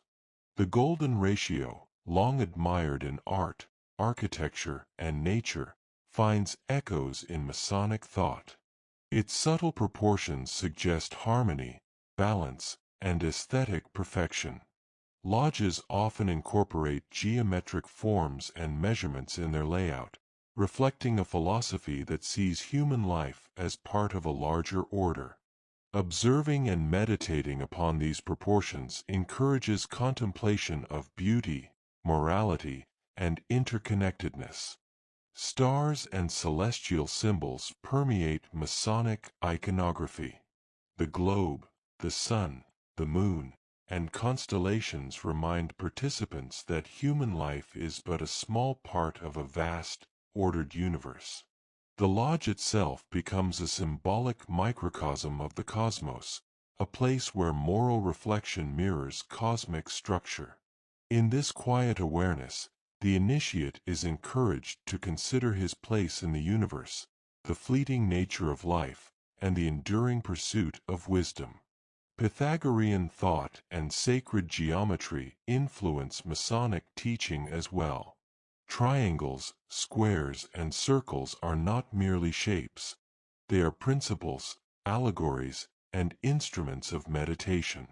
The triangle may represent mind, body, and spirit. The circle, unity and infinity. The square, moral balance. Through contemplation of these forms, the Mason is invited to explore patterns in life, morality, and the natural world, internalizing lessons that transcend words and direct instruction. Numbers and geometry also guide ritual timing and structure. Steps, repetitions, and positions are often aligned with symbolic numerical patterns. These repetitions are calming, meditative, and reinforcing, subtly encouraging the mind to internalize the rhythm of reflection, ethical consideration, and moral attention. In the quiet lodge, these patterns form a gentle cadence that mirrors the natural rhythms of thought, breath, and contemplation. Astronomical symbols extend the lesson to the heavens. The sun rising in the east, the moon marking cycles, and the stars scattered across the symbolic firmament all convey ideas of constancy, change, and perspective. The lodge becomes a space where celestial and human order intersect, reminding each participant of the timeless rhythm of nature and the importance of aligning human conduct with the larger patterns of life. The interplay between numbers, geometry, and cosmic symbols encourages meditative thought. A Mason is invited to reflect slowly on proportion, pattern, and connection, discovering insights not through haste but through contemplation. The tools of geometry and number become mirrors for thought, guiding reflection on ethics, personal growth, and the harmonious integration of self into the broader cosmos. Colors complement these symbols, reinforcing meaning. Blue symbolizes truth and loyalty, white, purity, red, zeal and fervor. When combined with geometric and numerical symbolism, these hues create a layered experience of meditation, offering multiple channels through which the mind may engage with moral and philosophical lessons. The experience is subtle, immersive, and deeply human, designed to be absorbed gradually, over time, degree by degree, reflection by reflection. The careful alignment of lodge architecture further integrates these principles. East to west orientation mirrors the path of the sun, reinforcing cycles of illumination and growth. Pillars, altars, and seats are positioned to reflect proportion, harmony, and symbolism. Every element has layered meaning, encouraging both observation and meditation. The lodge thus becomes a living diagram, a space where human action, contemplation, and cosmic order intersect. As the initiate moves through the lodge, considering numbers, shapes, and celestial forms, the experience is both intellectual and spiritual. The mind is engaged, but the spirit is soothed. There is no urgency, no need for immediate comprehension. The lessons unfold gradually, gently, allowing understanding to seep in over time. This is the enduring power of Masonic symbolism. It teaches patience, reflection, and harmony, while cultivating moral and philosophical awareness. Even the repetition of gestures, the steps across the floor, and the positions at the altar reinforce numerical and geometric meditation. These acts are not rigid exercises. They are subtle, rhythmic invitations to reflection, blending motion with thought, action with contemplation. The lodge thus becomes a sanctuary of meditation, ethics, and cosmic awareness, where the external and internal worlds meet in quiet harmony. As this 12th block draws to a close, imagine sitting quietly in the lodge, surrounded by stars, symbols, and measured light. The patterns of numbers, geometry, and celestial forms float gently in your awareness. The air is still, the candlelight soft, and the mind can follow the subtle rhythms of thought, reflection, and meditation. Each symbol, number, and shape is a gentle guide, encouraging calm, moral contemplation, and awareness of the universe both outside and within. Breathe slowly, let the patterns settle in your mind, and allow the calm, meditative influence of numbers, geometry, and cosmic symbolism to wash over you. The journey continues, quietly and gently, degree by degree, block by block, lesson by lesson, a serene exploration of harmony, reflection, and understanding. The lessons of Freemasonry extend far beyond the lodge. While rituals, symbols, and allegories provide a framework within the sacred space, their ultimate purpose is to guide conduct in everyday life. Tonight, as we drift gently through thought, we explore how these principles translate into daily living, how contemplation in the lodge may shape behavior, choices, and inner peace in the wider world. At the heart of this philosophy is moral reflection. Masons are encouraged to consider their actions carefully, weighing the impact on themselves, their families, their communities, and the wider society. The square teaches fairness in dealings. The level reminds one to treat all people with respect and equality. Every act becomes an opportunity for ethical engagement, an exercise in cultivating virtue and integrity. In the quiet moments of reflection, these lessons take root, slowly forming a foundation for conscientious living. Brotherhood remains central. The principles learned in the lodge are reinforced through relationships with others. A Mason learns to support, guide, and understand his fellow members, and these lessons naturally extend into interactions beyond the lodge. Patience, empathy, and tolerance are not theoretical concepts but lived experiences. Observing the growth of another brother can mirror one's own journey, fostering humility and awareness that personal progress is intertwined with the well-being of others. Self-discipline is nurtured through ritual and repetition. The slow, deliberate actions of the lodge, the careful attention to symbolic tools, and the measured cadence of ceremonial words teach control over impulses and mindful engagement with each task. This cultivated patience becomes applicable in daily routines, work, and relationships. Over time, the practice of measured attention transforms not only behavior but thought, creating a mind capable of reflection before reaction. Continuous learning is another cornerstone. The lodge emphasizes that knowledge is cumulative and that understanding grows through experience, reflection, and study. Symbols, allegories, and stories are revisited across degrees, each layer offering new insight. This principle encourages a lifelong curiosity, a recognition that wisdom is never complete, and a dedication to personal growth. Daily life becomes a laboratory for moral and intellectual exploration, where each challenge, interaction, or decision is an opportunity to apply the teachings learned in the lodge. Masonic philosophy also nurtures moderation and balance. The rough ashlar, gradually refined into the perfect stone, is a reminder that human development is incremental.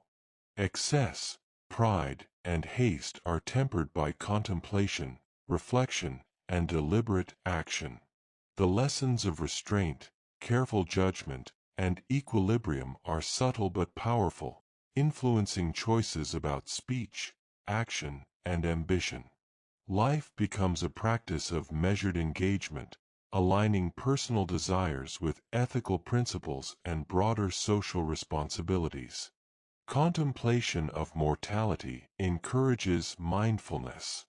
Symbols such as skulls, hourglasses, and obelisks are reminders that life is finite and that ethical living and reflection are urgent in their own quiet way. Awareness of mortality fosters gratitude, intentionality, and a deep appreciation for the fleeting beauty of life.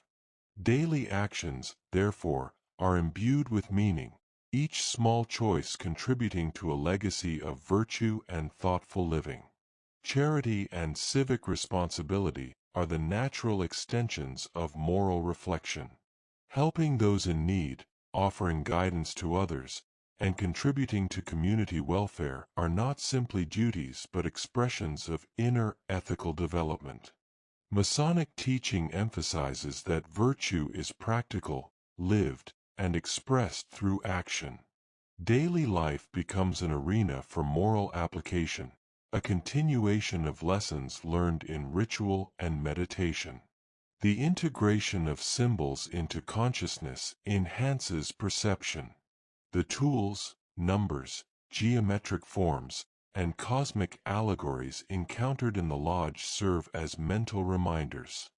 A glance at the compass, a reflection on the square, or the observation of natural order can trigger contemplation and ethical awareness. Life is transformed subtly as the lessons of Masonry become internalized, guiding thought and behavior in quiet, persistent ways. Harmony with the universe is emphasized through observation and reflection. The lodge is designed to mirror cosmic order, teaching that human life is part of a greater pattern. Awareness of celestial cycles, symmetry, and proportion fosters a sense of connection, patience, and humility. Each day becomes an opportunity to align one's actions with both moral principles and the natural rhythms of life, fostering serenity and thoughtful engagement with the world. Masonic philosophy encourages ethical courage. Challenges in life, moral dilemmas, and interpersonal conflicts are approached with reflection and integrity. Rituals like the legend of Hiram Abiff remind the Mason of steadfastness in principle, even under pressure. Daily decisions are opportunities to practice courage, fidelity, and adherence to virtue, reinforcing the moral lessons cultivated through ritual and meditation. Finally, the philosophy emphasizes personal transformation as a lifelong journey. Just as each degree builds upon the last, so too does daily life provide experiences that enrich understanding. Ethical principles, meditation, and reflection are continuous, cumulative processes. The lodge offers tools, guidance, and frameworks, but the application unfolds in the quiet, often unnoticed moments of everyday life. The philosophy of Freemasonry is thus both structured and fluid, guiding the mind while respecting individual pace and perception. As this 13th block draws to a close, imagine yourself in the serene lodge, reflecting quietly on your day. Consider the small, deliberate choices made, the interactions with others, the moments of thoughtfulness and restraint. Feel the connection between the teachings of the lodge and the rhythm of daily life, recognizing that philosophy is lived, not merely spoken. The soft candlelight illuminates not only tools and symbols but also the pathways of the mind and heart. Breathe slowly, letting the calm, reflective influence of Masonic philosophy settle within you. The principles of integrity, reflection, discipline, and harmony become gentle companions, guiding thought, action, and perception. The journey continues, quietly and patiently, degree by degree, lesson by lesson, block by block, a lifelong exploration of virtue, wisdom, and inner serenity. Symbols are the silent teachers of Freemasonry. Within the lodge, they speak in shadows, forms, and lines, guiding reflection without force, suggesting paths without direction. Tonight, let us wander slowly through these allegories, allowing each symbol to unfold its lesson gently, like petals in a quiet garden, absorbing meaning at its own pace. The rough ashlar is one of the most profound symbols. It represents the unrefined human self, raw and incomplete, yet full of potential. The act of shaping the stone mirrors the process of moral and spiritual refinement. Every Mason is reminded that perfection is not immediate but cultivated gradually, through reflection, action, and patience. The ashlar teaches that life is a work in progress and that each day offers an opportunity for growth. The trowel, a simple tool, carries deep meaning.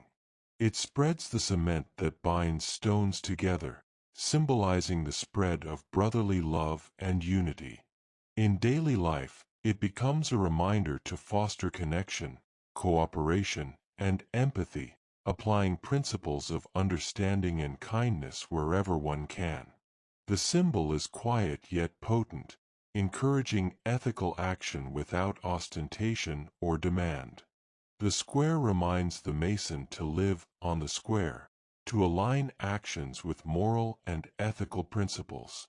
It is a geometric representation of integrity, a constant, visible guide toward rectitude.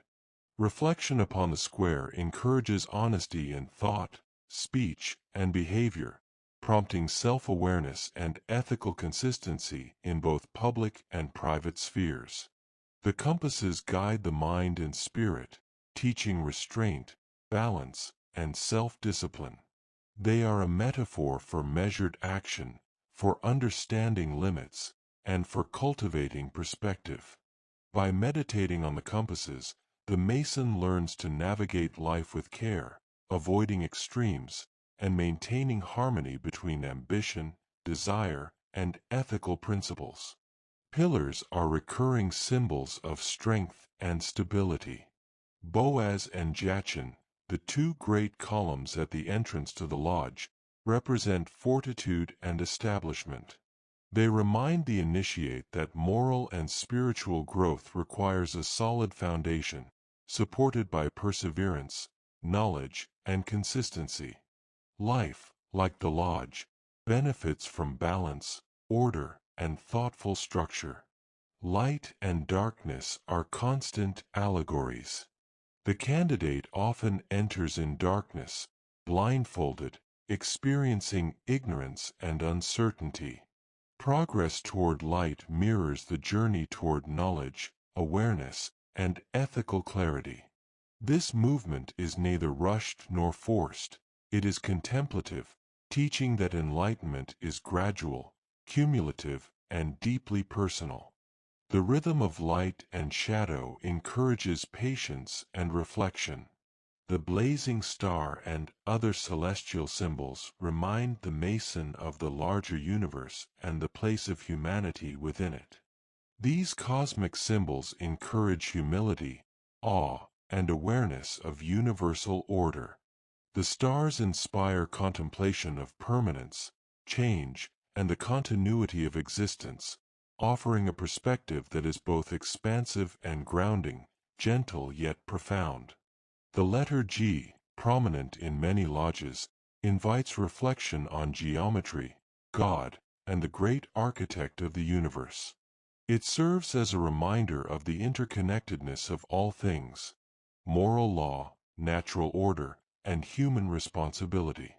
The symbol encourages meditation on the principles governing life and the cosmos, quietly guiding ethical and spiritual development. Numbers and sequences, woven into ritual and architecture, are additional allegorical tools. 3, 5, 7. These and other numbers recur in symbolism, representing balance, wisdom, and progression. Their repetition encourages mindfulness, reflection, and awareness of pattern in both ritual and daily life. Numbers are bridges between the tangible and intangible, grounding philosophical ideas in observable forms. Masonic allegories extend into architecture and spatial arrangement. The lodge itself, with its orientational design, checkered floor, and symbolic furnishings, is a living lesson. The physical movement through space mirrors moral and philosophical progression.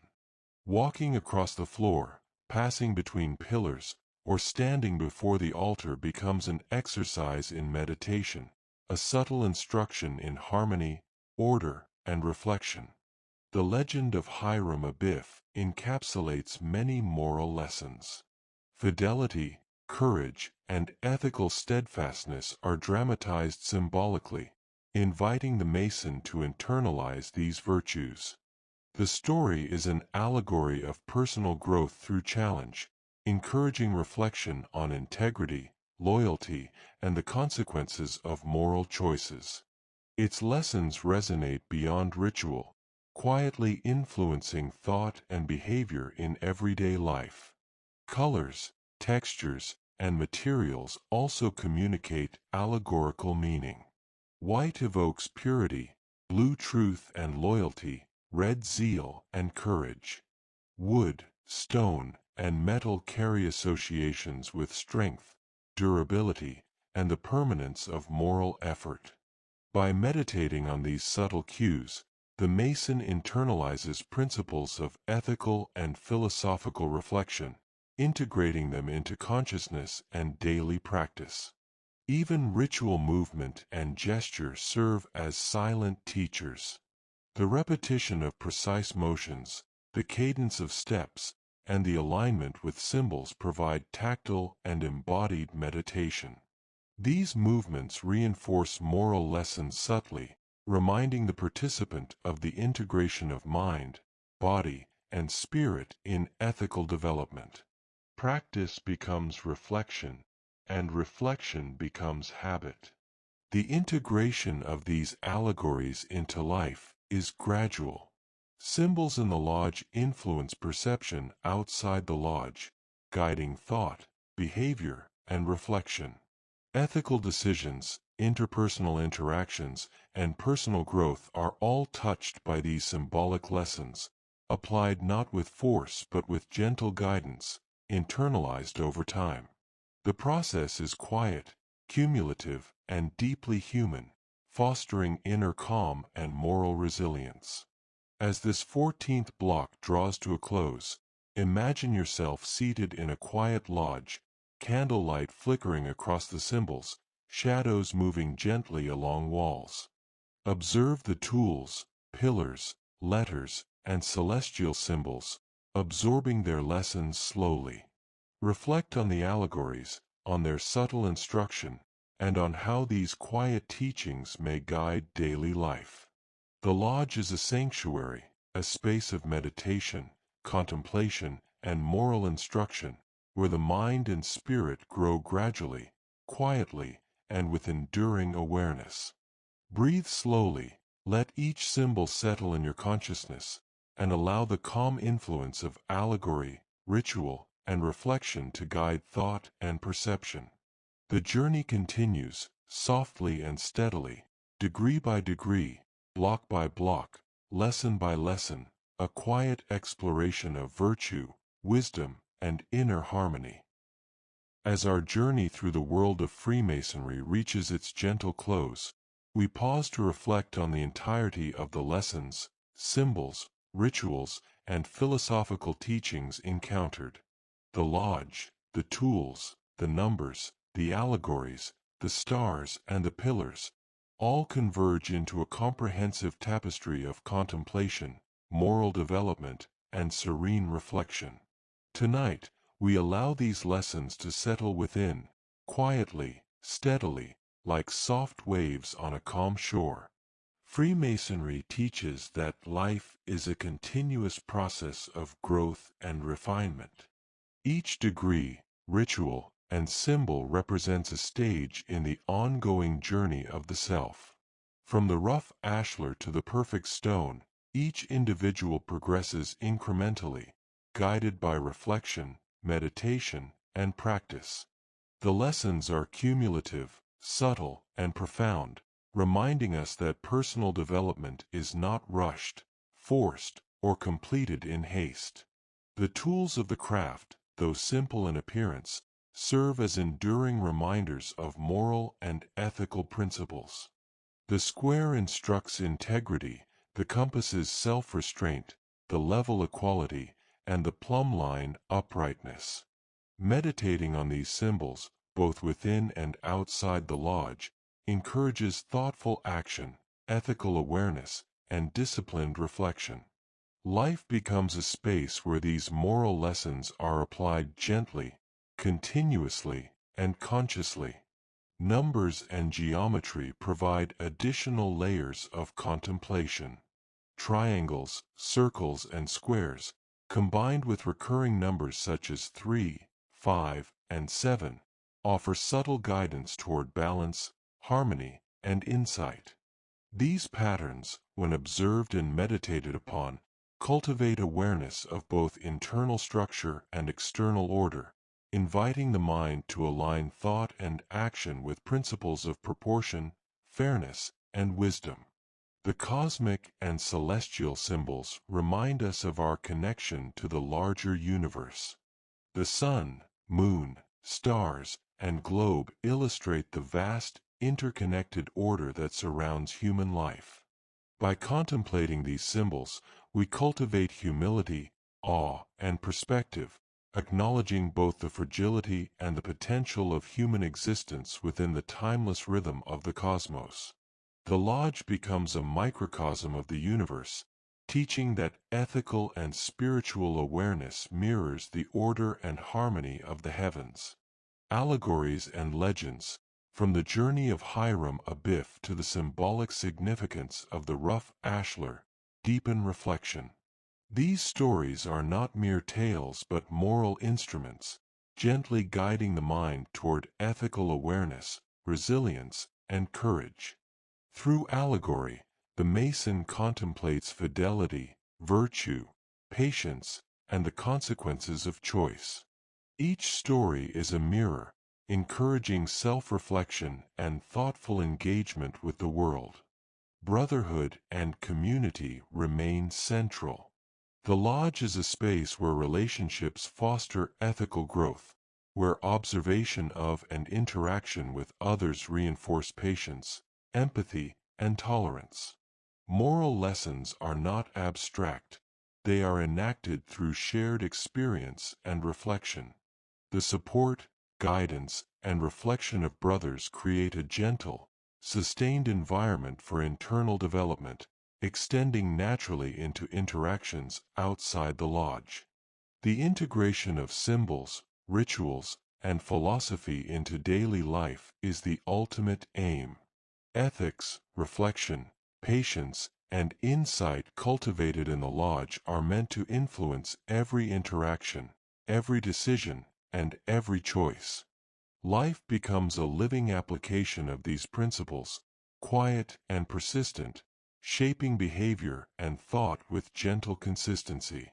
The cumulative effect is a serene awareness, a calm engagement with both the self and the broader world. Ritual and reflection serve as bridges between internal understanding and external practice.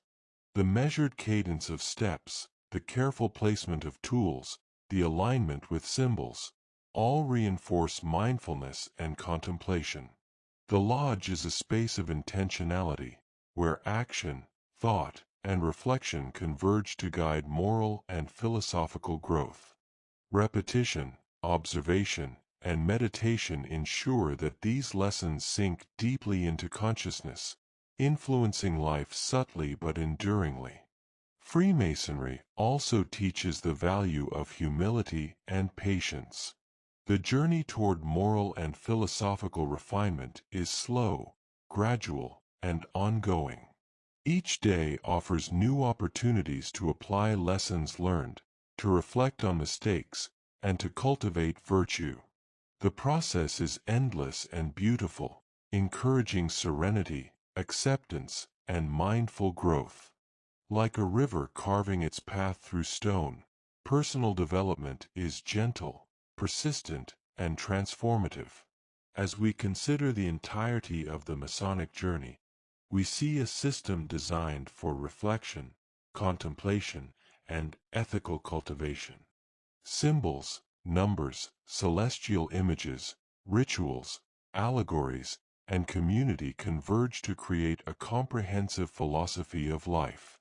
It is a philosophy that nurtures calm, deliberate reflection, moral integrity, patience, and insight, gently guiding participants toward a harmonious and aware existence. In the quiet lodge, lit by candlelight, the participant observes the tools, pillars, symbols, and stars. Each element carries lessons absorbed slowly over time. The soft flicker of light, the rhythm of steps, and the presence of brothers create a serene, meditative space.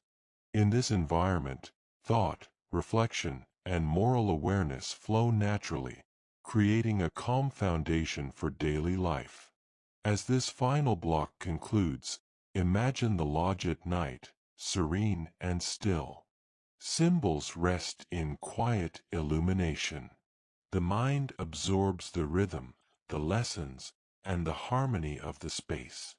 The journey of Freemasonry continues quietly, within thought, within action, and within reflection. Each principle, symbol, and ritual becomes a gentle guide, reinforcing integrity, insight, and serenity. Breathe deeply and slowly. Let the calm integration of all lessons, symbols, and philosophies settle within. Allow reflection, contemplation, and inner harmony to permeate thought and perception. The journey continues, softly and gently, block by block, degree by degree, lesson by lesson.